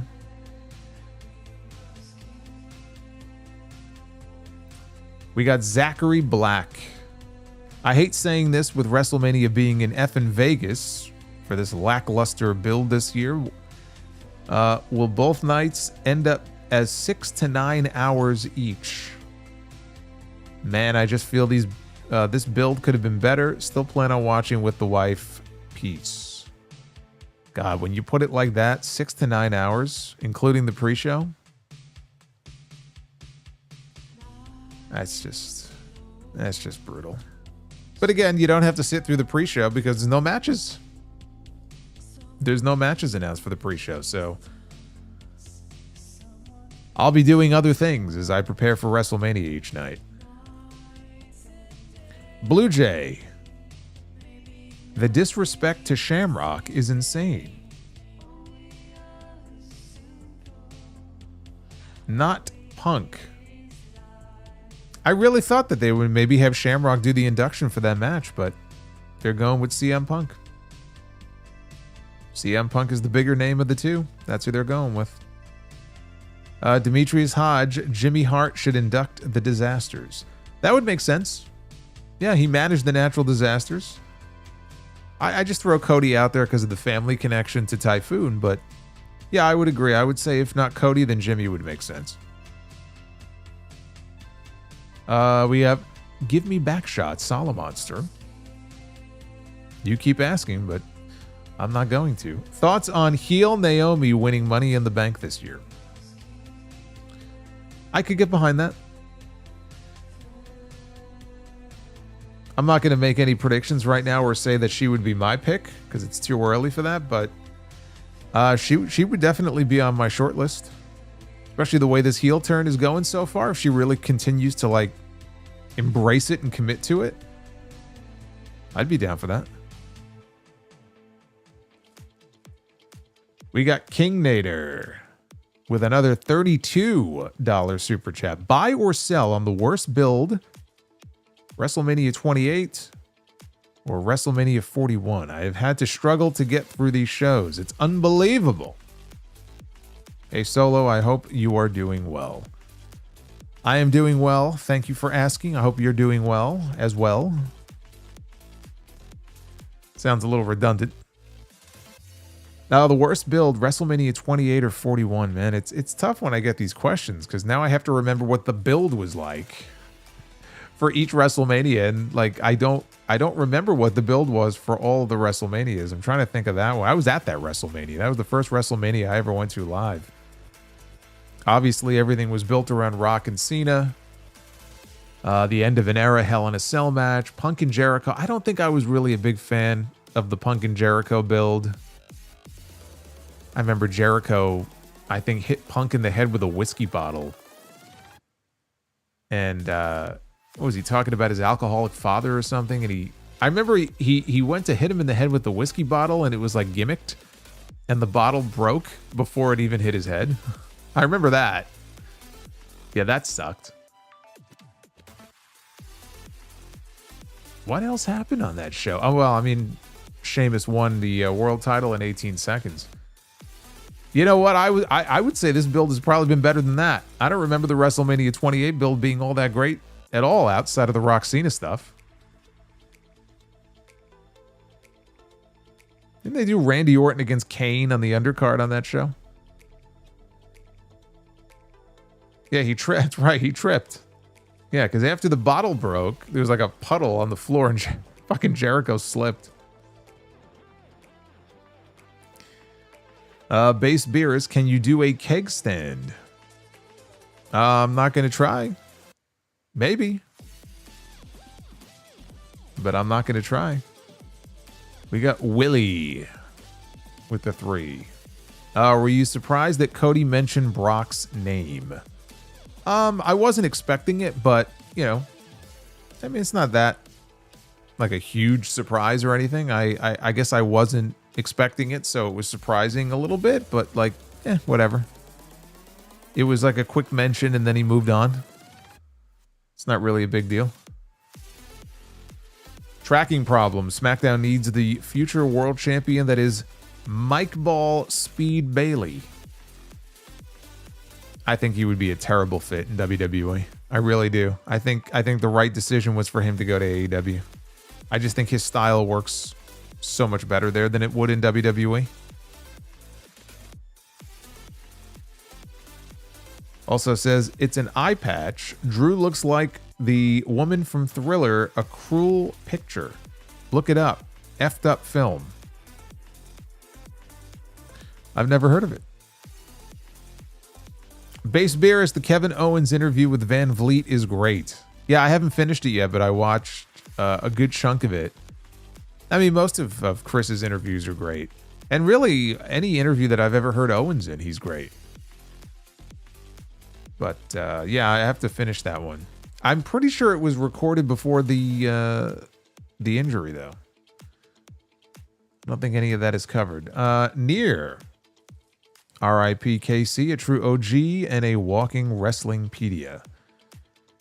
Yes, indeed. We've talked about him a lot here on the streams this week. And he will be missed. Thank you, Near.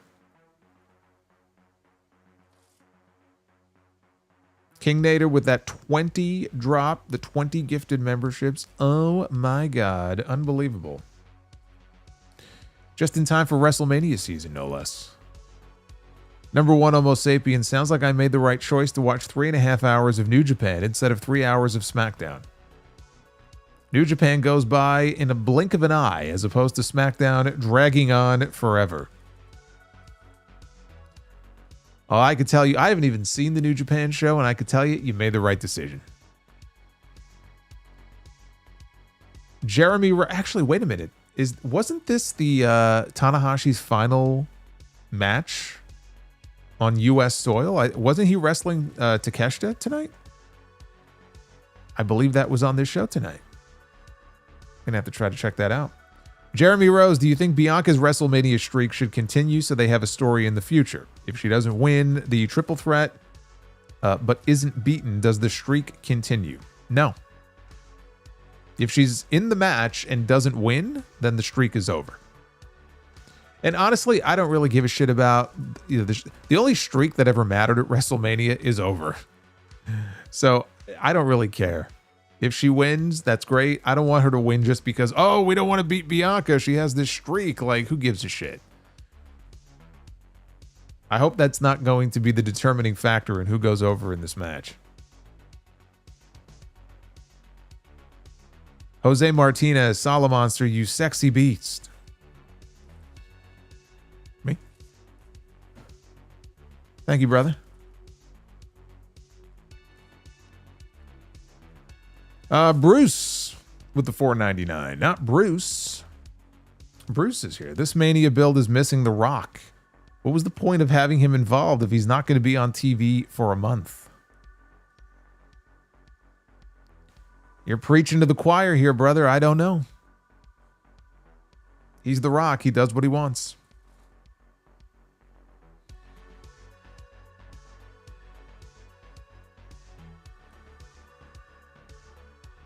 Dan Richards with 22 months of membership. Every year they leave a guy off the card that probably should be on the card in case of an injury.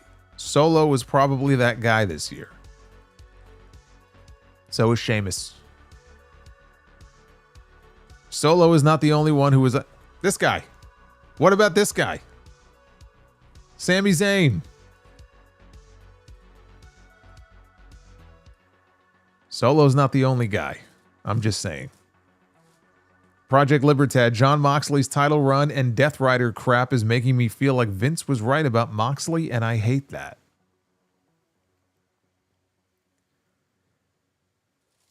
Yeah, it's bad. Number one, Homo sapien. When are holes beautiful? When they're gorgeous.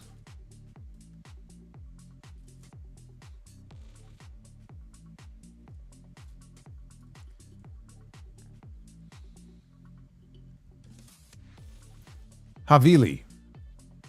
Besides Undertaker against Sting, Flair versus Hogan, and Austin versus Hogan, what other matches should happen at WrestleMania? Thank you, Solo. Shout out from Australia. Say his name and he appears. Holy shit. I believe in the monster. I believe in the monster. Oh my 'Cause they love him goodness. in London, in Paris, in Tokyo, America, Scotland, and Canada, and Mexico. They say, I believe in the monster. I believe in the monster. It is Chris Mikesell. It is Chris Mikesell, who I just got a very nice email from the other day, and I actually mentioned him on the stream the other night because he has a brand new member of his family. And so I want him to feel the love from all of us here in the Sound Off community. Says, just got home from the hospital. Welcome the newest GWO member, Anthony Solo Mikesell. Much love, and thank you, Solomonster. Been following for 15 years. You know, it's funny. I sent Chris an email back when he sent me the initial email with the photo of his son. And again, he's beautiful, and congratulations. But he mentioned Anthony Solo Mikesell, and I said, are you like pulling my chain here, or is Solo his actual middle name? And I think it is. I think Solo is his middle name, which is amazing, by the way. But congratulations, Chris. I'm very happy for you. I'm very, very appreciative of that $150 bomb that you just dropped on my head.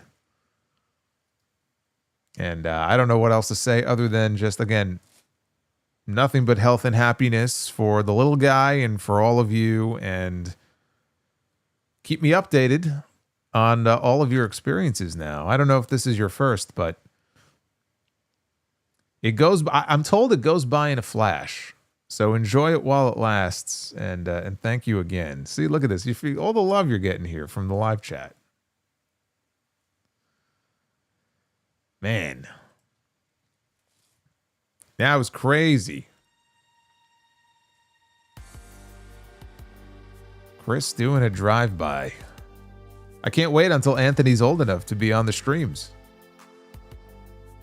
Then he'll be laughing at all of Psycho Sidro's jokes.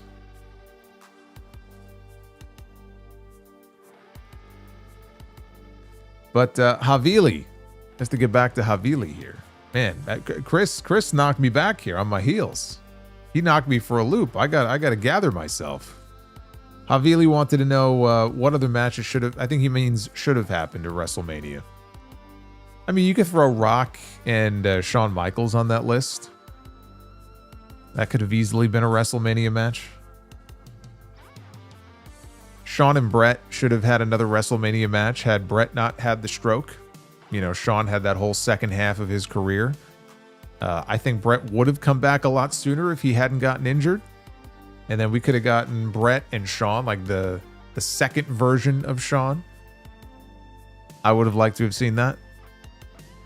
Like them having a non-Iron Man WrestleMania match together. I mean, there's so many different possibilities.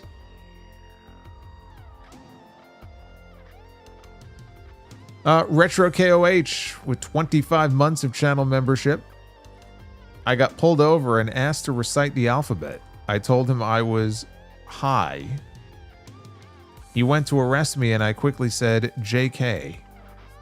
Oh, H-I. Oh my God.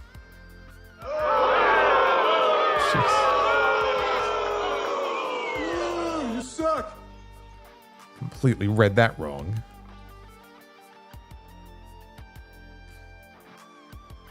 Eight-9 Tech. Buy, sell, scrap. Cena's rivals. Edge, Punk, and Orton.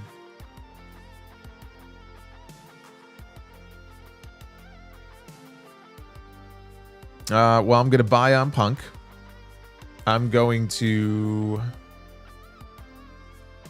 Well, I mean, sell and scrap are kind of the same thing. I'm going to say buy, rent, and scrap. How about that? I'm going to rent on Edge, and I'm going to scrap Orton. Because I don't care what people say. Just because somebody wrestles a million fucking times doesn't mean that it's a great feud. I wouldn't call Cena and Orton some great, wonderful feud when you've got, you know, CM Punk and Edge right there to show you what a real great feud with John Cena could look like. And even AJ Styles, frankly. The Winston Slip. Which state has the smallest soft drinks? Minnesota. Oh my God. They get worse. They somehow get worse. Jonathan, been listening since day one. How is day one? We're going all the way back to 2007. We're going all the way back to 2007. That's how far back Jonathan goes. We're going to have episode 909 this weekend. He goes all the way back to episode 1. Jonathan, I thank you very much for the $6. It is much appreciated. I always love hearing from the OGs. Thank you, brother. The comedic genius. Sidro against Duffs is a better build than WrestleMania, to be honest. You know what? I think it is. I think it is. You mean to tell me that you wouldn't want to see Sidro one-on-one with Duff's vids? You'd rather watch Tiffany and Charlotte after the build that we've had so far? I don't believe you.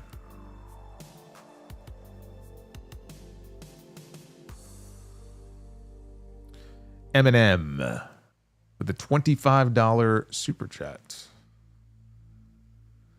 Brie wanted to make a cameo with her drinking abilities. Why couldn't they just announce Orton against Aldis at WrestleMania?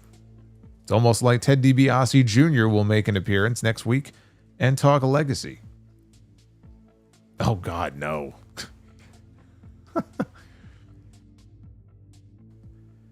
Why would you even suggest that? That'd be a terrible idea.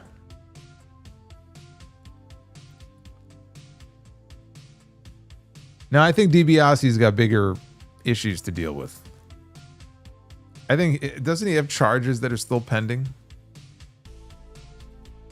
He may end up in the pokey by the time this is all said and done. Sidro.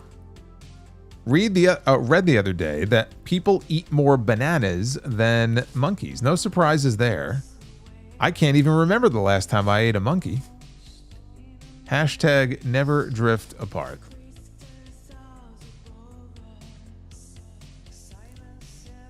What am I going to do with you?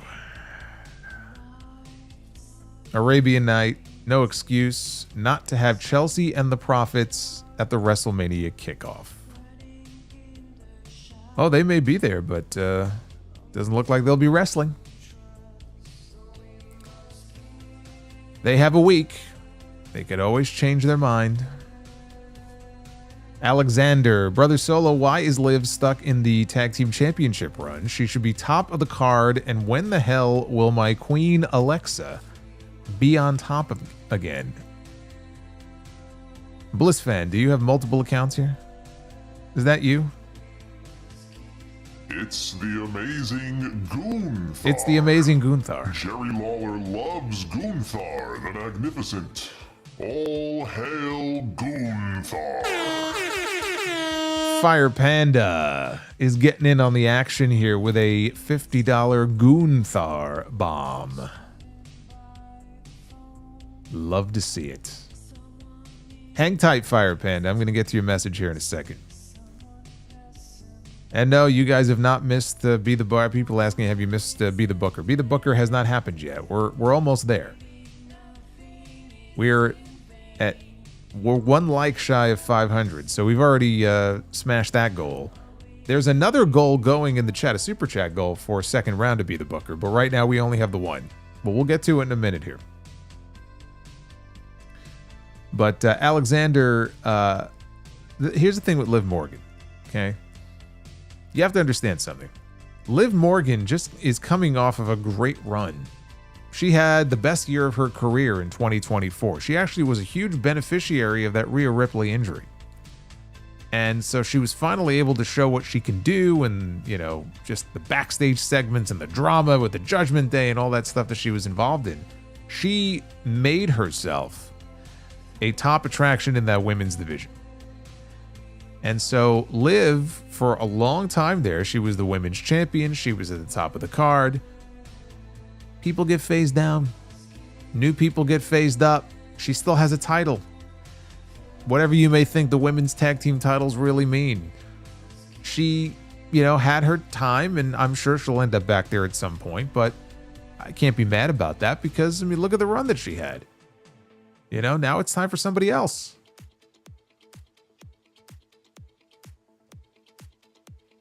As far as Alexa Bliss, I don't know what's going on there. I assume they're just holding out until the week after WrestleMania, and then they'll bring back the Wyatt Six, and she'll be tied into the Wyatt Six in some way. I don't think there's some big controversy going on. I don't think that there's some massive, you know, fallout again between her and the company. She signed her new contract. I'm sure she's very happy. And they just decided, you know what? There was an injury apparently, I think, to Bo Dallas or somebody in the Wyatt Six, and it probably interfered with their plans. And they're like, all right, well, you know, we're going to hold off until post WrestleMania. That's what I'm assuming.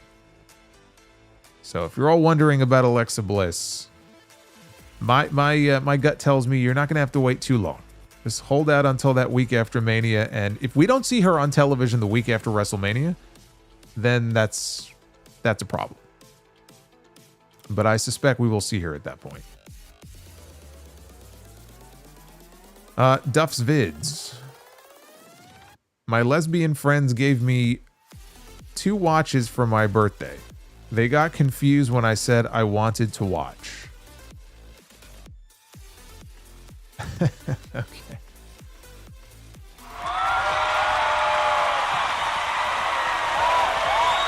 Very good. Very good.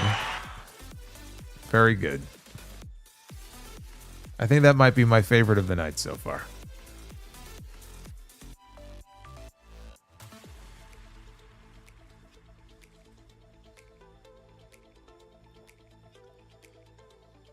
Sidro, did you hear about the movie Constipation? Hasn't come out yet. Okay. All right. That one's pretty good too. See, I don't know, man. Like neck and neck here. They really are. I mean, this is a tough competition we got going on here. Tonga Loa Superfan. Oh boy. Tonga Loa Superfan. The Rock was seen wearing a New Japan shirt on Instagram. Who was in New Japan last year before joining WWE? The alarm bells are going off that Tonga Loa is going to be revealed as the third man with John Cena and The Rock at WrestleMania. Oh, there are alarm bells going off, all right. I think you've got some guys in white coats who are outside your door ringing your doorbell. You might want to go answer that. Again, you can't have a third man when there's no second man. There's still some people who are hung up on this theory of a third man. I'd like to know where the second man is because we haven't seen him in over a month. How can you have a third man when there's only one man? And even then, he's barely around. Third man. Sidro.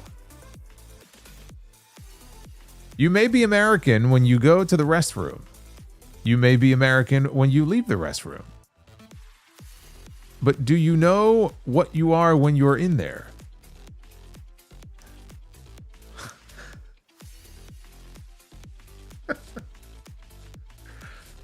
Oh my God. Yeah. I can't even say.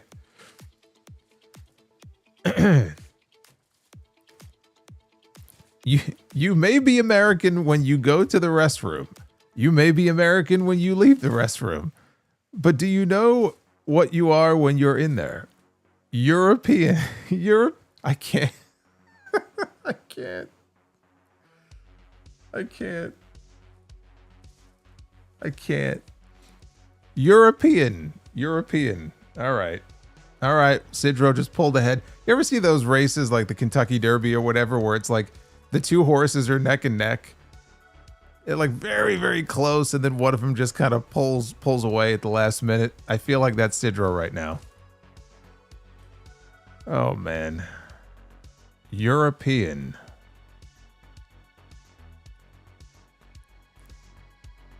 Project Libertad. Reminder that if, God forbid, Moxley manages to retain it all in, we go to another filler season with Forbidden Door, which means more Death Riders. Now, why did you have to say that? Why did you have to put that evil out there?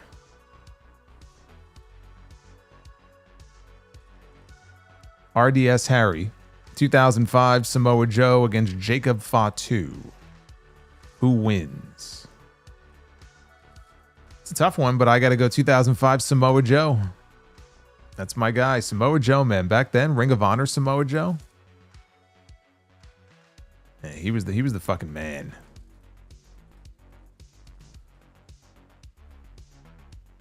Chris Mikesell, again with that $150 super chat bomb.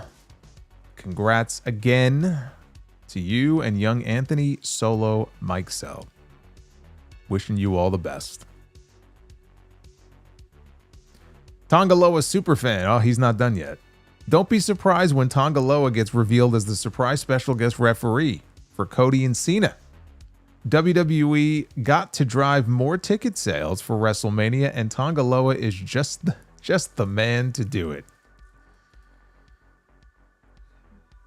Yeah, well, driving ticket sales into the ground, perhaps, but He could be an usher, right? He could be like, hey, look, even Nick Khan was an usher once upon a time at WrestleMania in Las Vegas. That could be Tonga Loa this year. You know what that means? If Tonga Loa is an usher at WrestleMania this year in Las Vegas like Nick Khan was, that means in 20 years, Tonga Loa might run WWE. He might be the president. He might run the entire company. Little Baby Fire Panda with the $50 bomb. I'm about to say it. Raquel Rodriguez has one of the better Def Rebels songs. You should check out the video Karrion Kross posted about the AJ versus Paul match at Mania. It is very good. I haven't seen it yet, but you know, Karrion Kross, a lot of the stuff that he does on social media is some of his best stuff, and we never get to see it on TV. I'm sure it is good. By the way, it's funny you mentioned Def Rebel. I'm gonna be covering a story about that on the podcast this weekend. Very interesting stuff. I didn't think it was possible to hate the current music situation in WWE and what these guys do more than I do, but I actually found a way. But I'll talk about that on Sound Off 909 this weekend. Fire Panda, thank you. Thank you very much. 89 Tech. Just saw some of Menace Orton highlights. Who sold best and worst of the punt kick? For me, Shane sold it pretty bad when he got kicked.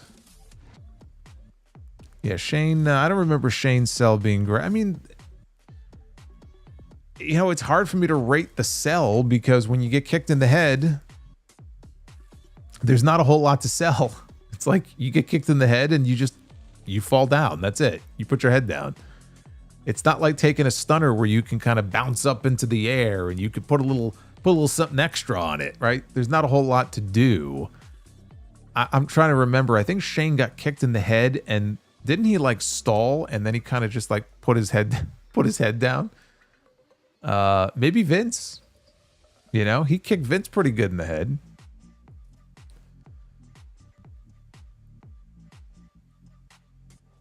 Actually, I kind of remember Triple H's sell at WrestleMania 24 not being too bad in the triple threat match. Justin G, why is Alexa not on WrestleMania? Because ignorance is bliss.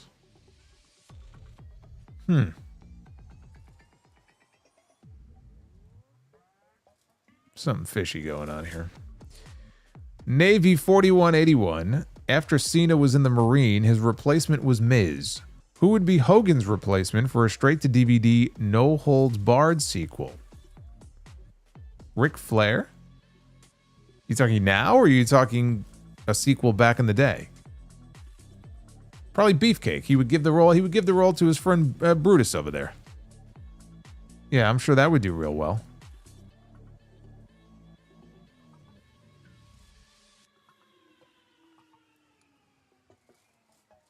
Project Libertad Tanahashi said he liked the ending to Dynasty. Well, look, I mean, Tanahashi's been doing this a long time. You know, CTE is a very real thing. So, and Leopoldo says, woohoo, Sidro broke Solo, a rare feat indeed. Well, it does happen from time to time. It's been known to happen. Rare, but it's not impossible. Anyway, thank you guys. Yes, Sidro says more like Tanahahashi on that comment.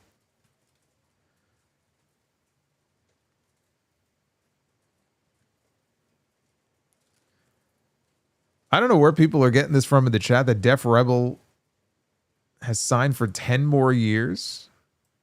I'm not wishing that.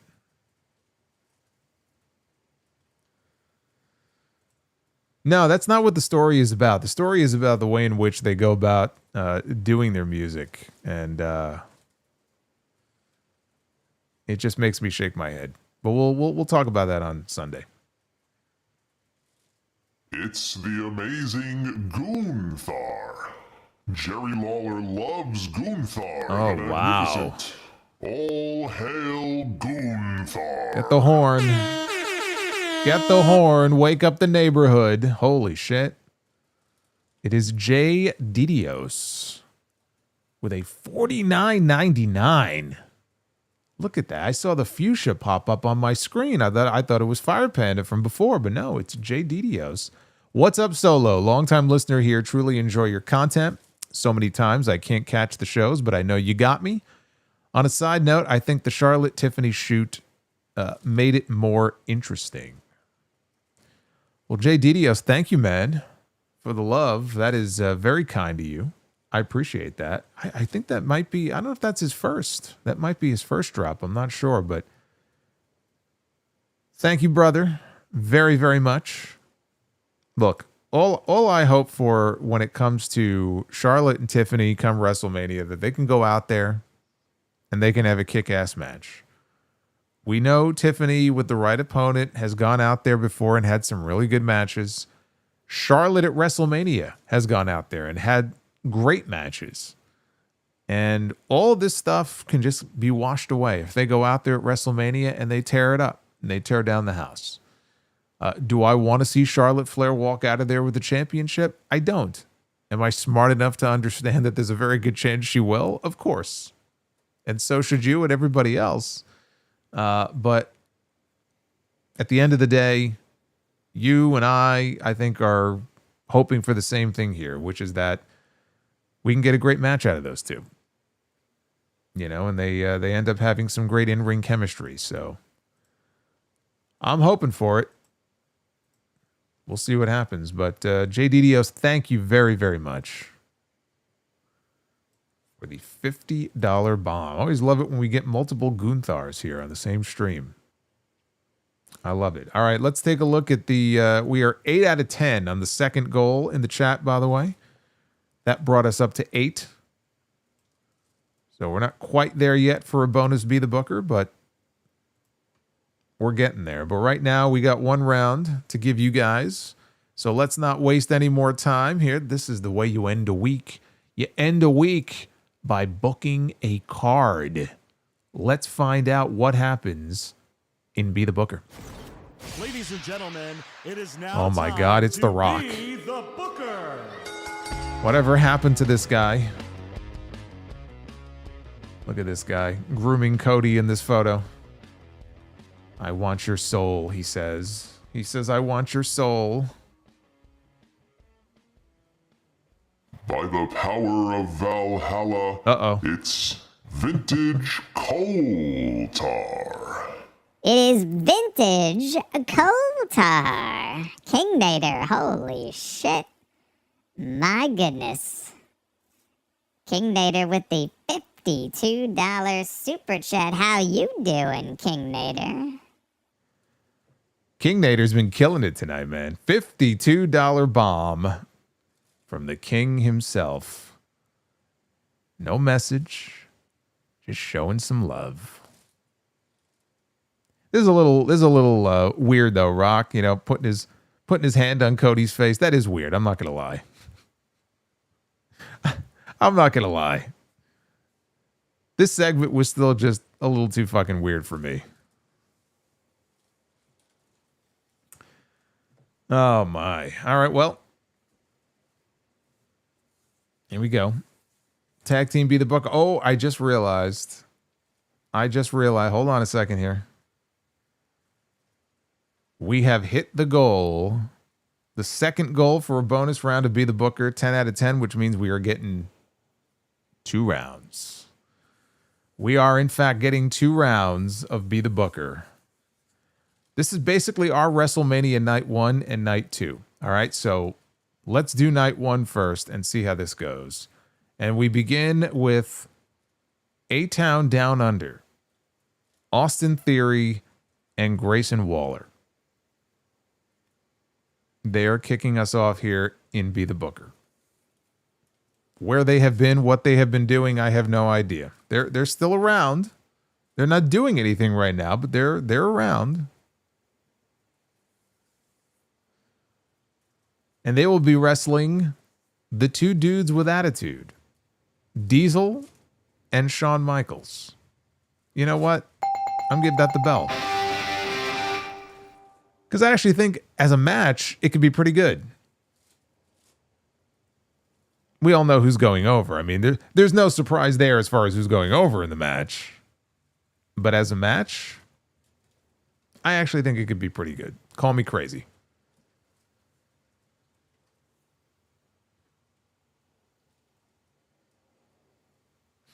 Squash match.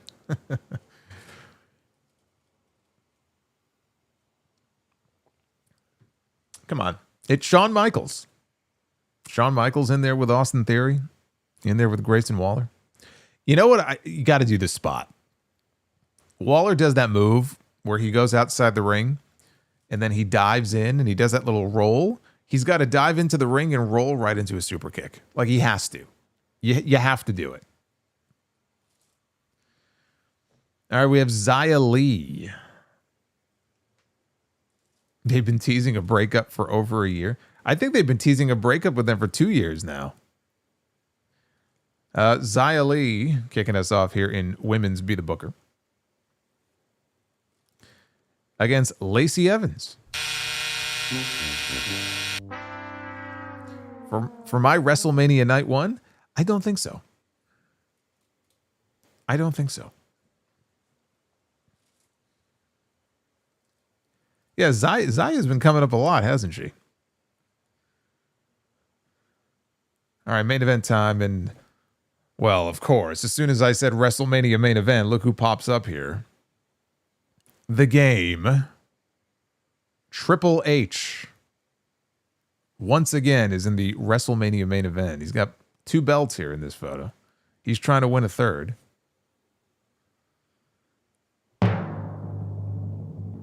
Triple H. One-on-one. With Triple H. Triple H against Triple H in the main event of WrestleMania.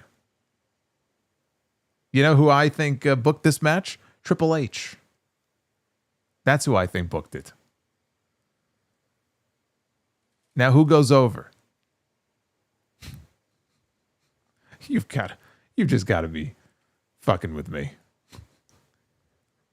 Who gets buried? Maybe they bury each other beneath the earth. They just start digging holes and like throwing dirt on each other. It's going to be a very, very political match. Like, I would love to be a fly on the wall in that booking meeting. Which version of Triple H? The version you're looking at right here. This is the 2002 version of Triple H. The best version, the best in-ring version of Triple H is still 2000. He was never the same after the first quad tear. But in 2000, like as far as like his like physical peak, like that was Triple H at his best. That was 25 years ago. Unbelievable. I cannot believe that we booked Triple H against Triple H. And now I can't believe that. And now for WrestleMania Night 2, we do stipulations. How can you be a fly since you're booking it? It's a good point. Maybe I just want to be a fly. Maybe I just want to be Jeff Goldblum, okay? How do you know? All right, now we pick stipulations here for the second round, which you have unlocked here tonight. So I think we're going to start with the women's match. All right, let's pick a stip for the women. It's going to be a women's I Quit match. Okay, so now we know what the stakes are here for this match. A women's I Quit match.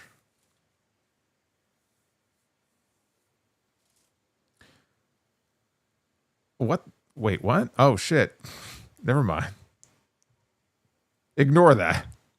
I forgot we were still on stips. We're sticking with I Quit. We're not going with that one. All right, I Quit match. Mercedes Moné.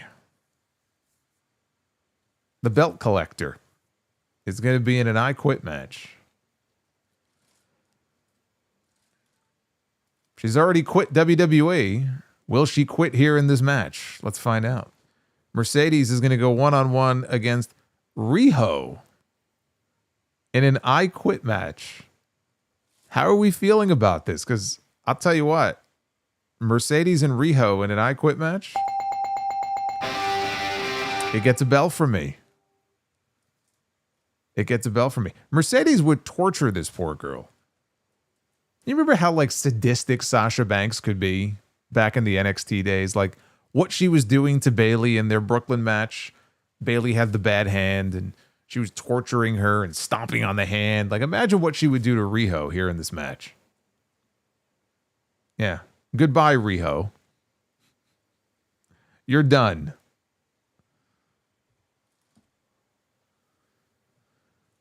Whatever happened to Riho anyway? It's like I think she got hurt and then we never saw her again. All right, let's pick the stip for our tag team match. Final tag team match here of the night. Oh my God. It's going to be a tag team Firefly Funhouse match. This is a first. This is a first. A tag team Firefly Funhouse match.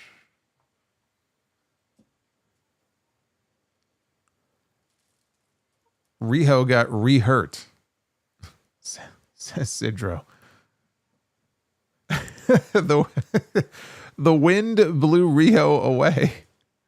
Is that what I saw? I saw something out my window a few months ago, and I couldn't tell what it was. Maybe it was her. I think I saw Riho flying by. It was a really windy day here in New York. We had wind gusts of up to like 40, 50 miles an hour. It might have been Riho that went blowing by. I don't know where she landed.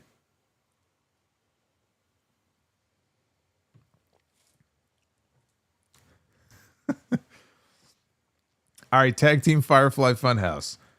Braun Strowman and Ricochet. Oh my God, I forgot about their tag team run. Braun Strowman and Ricochet. And their opponents are going to be Randy Orton forces Adam Pearce to add a stipulation to your match. Oh boy, you know what that means. We got to pick a new stipulation now. Firefly Funhouse is voided. We have to pick a step. We're starting over.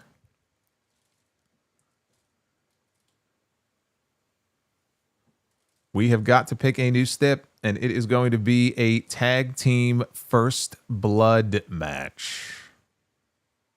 Okay, so first blood match. Now we know what we're working with here. We're going to keep Braun and Ricochet, though. But their opponents are going to be Owen Hart and Jeff Jarrett in a first blood tag team match. Man, can you imagine Owen Hart and Ricochet in the ring together? I actually like this match a lot. Braun Strowman and Ricochet against Owen Hart and Jeff Jarrett in a first blood match. I'm actually very focused on Deborah right now. She, anyway. So yeah, okay. Good stuff. Good stuff. Did I belled the women's match, right? Okay, so we had a bell for the tag match. We had a bell for the women's match. And so we have one match left to go.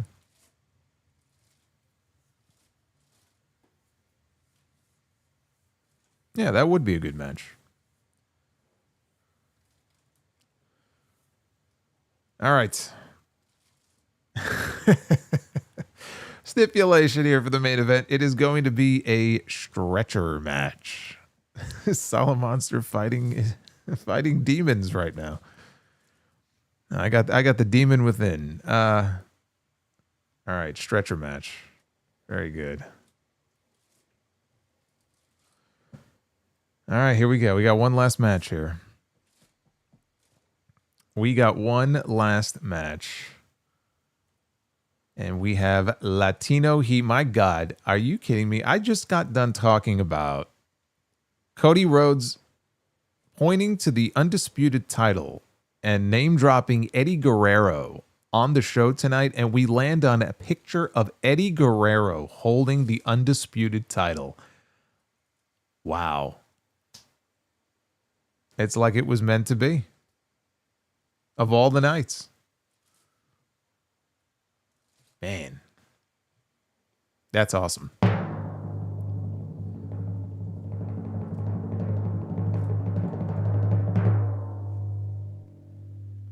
Eddie Guerrero against Will Ospreay.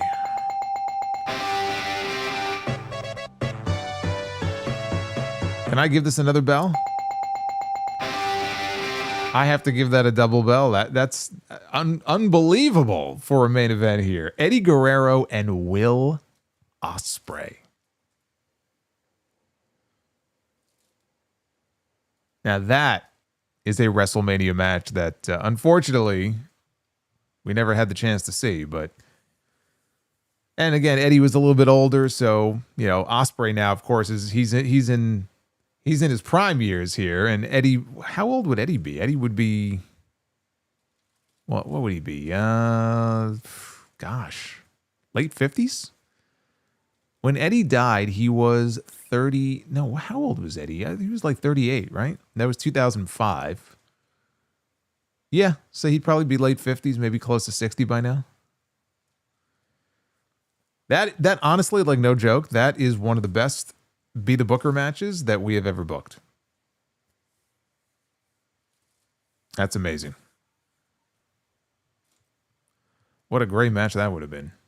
It's the amazing Gunther. He's back. Jerry Lawler loves Gunther, the Magnificent.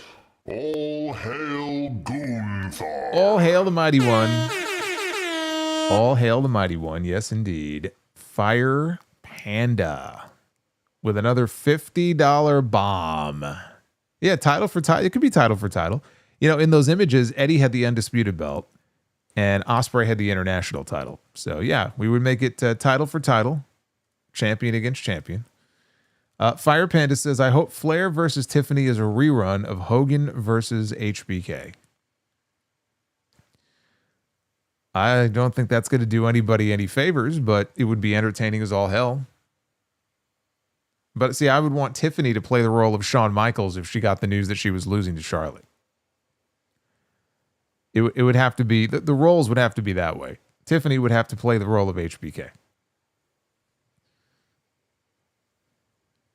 Retro KOH, did you hear about the retired wrestler that had to quit smoking? He was all out of matches. Oh, man. Also, why can't Jon Moxley cook? He's got no heat right now. Well, you guys are on a roll tonight. Duff's Vids, what did the elephant ask the naked man? How do you breathe out of that thing? Good night, all.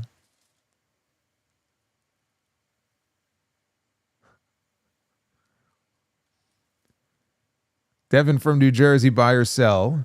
The bank robbery scene from Heat or The Dark Knight? Oh, man. I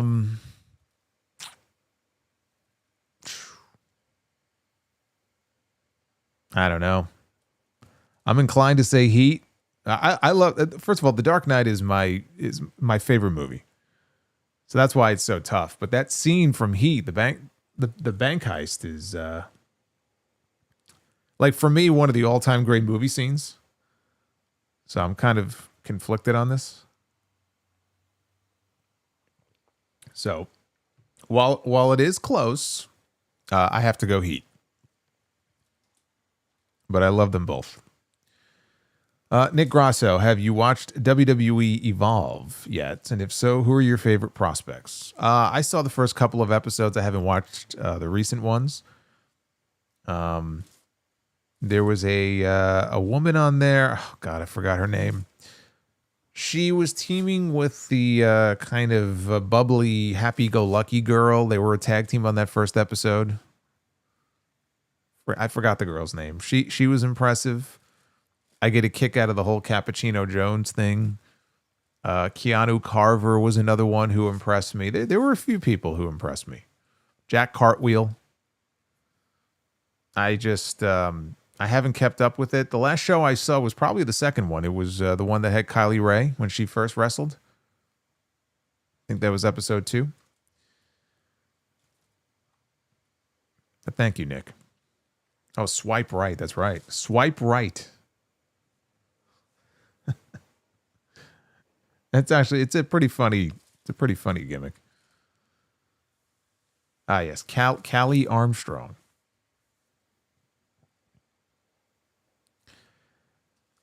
And Retro KOH, how do you know anime fans are actually well endowed? They're Dragon Balls. Very good. Very, very good. Very good, Retro. You finally got one.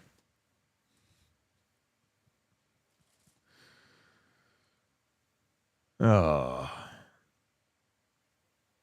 Someone said the blonde guy in Swipe Right looks like a Disney Channel villain.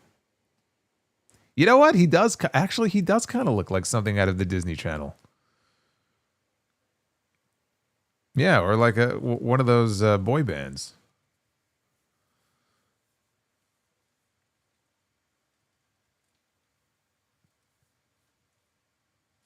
What is the best stretcher match of all time? The one that I enjoyed the most, there was a stretcher match that Big Show and Brock had back at, I want to say Judgment Day maybe, in 2003. Somewhere around there. Stretcher matches in general are just not good. They're just not. Like the stipulation, you got to push the stretcher over like a yellow line. It's very stupid. So it's a tough stipulation to work with anyway, but that was probably the one that I enjoyed the most. Sidro, Goodfellas or Casino? Also been watching LFG. No, I have not. I've had way too much going on. And now Dark Side of the Ring is back, so I've been watching that and then having to take notes and just do some research on that on certain things. So I've been very busy, but Goodfellas. Yeah, Goodfellas. I mean, I enjoyed both movies, but come on. Goodfellas is Goodfellas. Casino's great too, though. That scene lives rent-free in my head with Pesci when he's watching his brother get beaten to death. And they put them in the hole. I still think about that. Drew McIntyre, channel member for 26 months. You're my favorite lactose intolerant podcaster named Jason. Well, thank you. That's an oddly specific compliment, but I'll take it.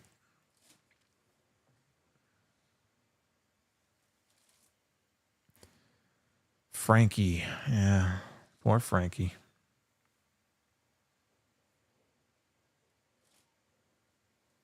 How did Dances with Wolves somehow beat out Goodfellas for Best Picture?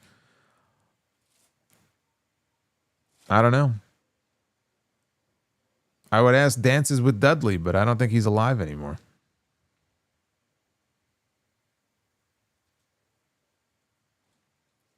Did I ever watch Hoodwinked? No.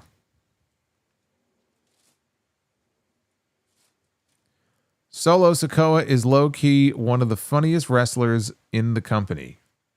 Great. Then let him host the roast of WrestleMania on Sunday night. Joe Pesci was technically in the first ever Buried Alive match. Oh, I got news for you. He wasn't in the first ever one. There were a lot of them before that.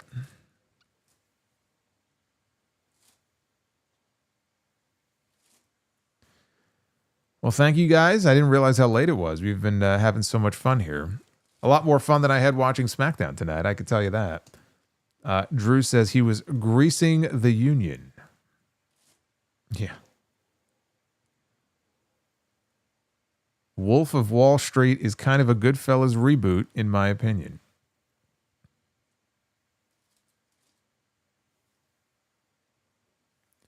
Did I watch The Irishman? Yes, I did. Many years ago. I haven't watched it since, but I enjoyed it.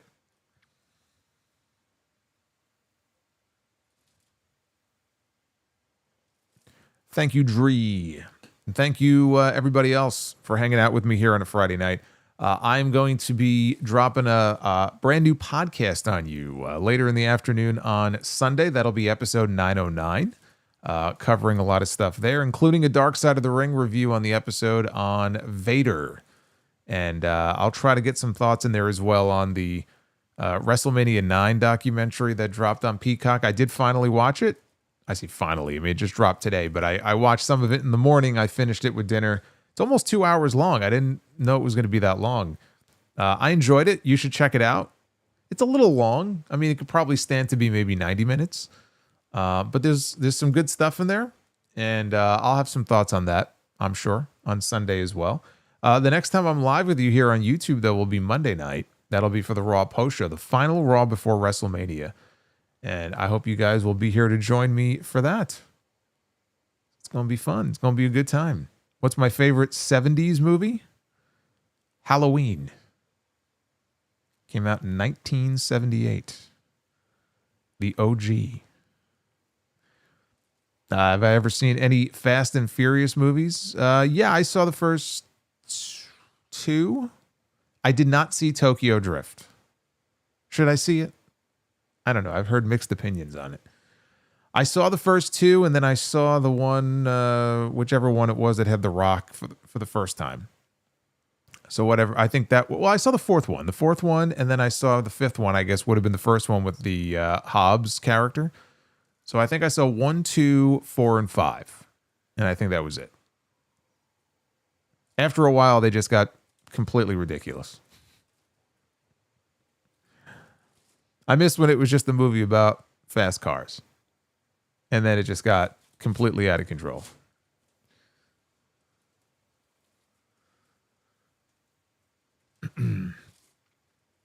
Michael Myers is my favorite slasher, then Jason, and then Freddy.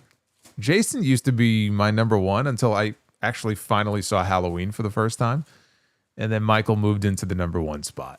So for me, it's Michael and then Jason. I am the Lord. Shut the fuck up.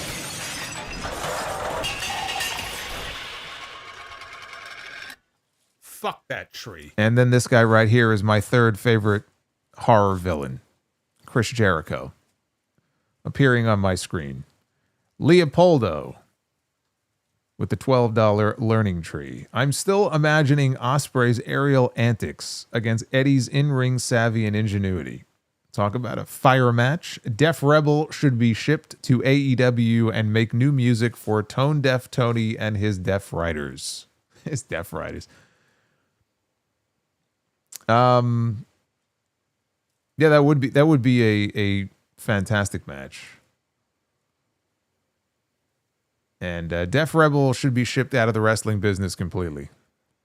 I don't care where they go. As long as they're not doing music anymore for wrestling, I'm okay with it. So anyway, that's my list. Michael, then Jason, then the learning tree. 3 of the scariest men that you will ever see. I'll see you back here live for the post show on Monday night. Hit that like button on your way out. Until then, take care, guys.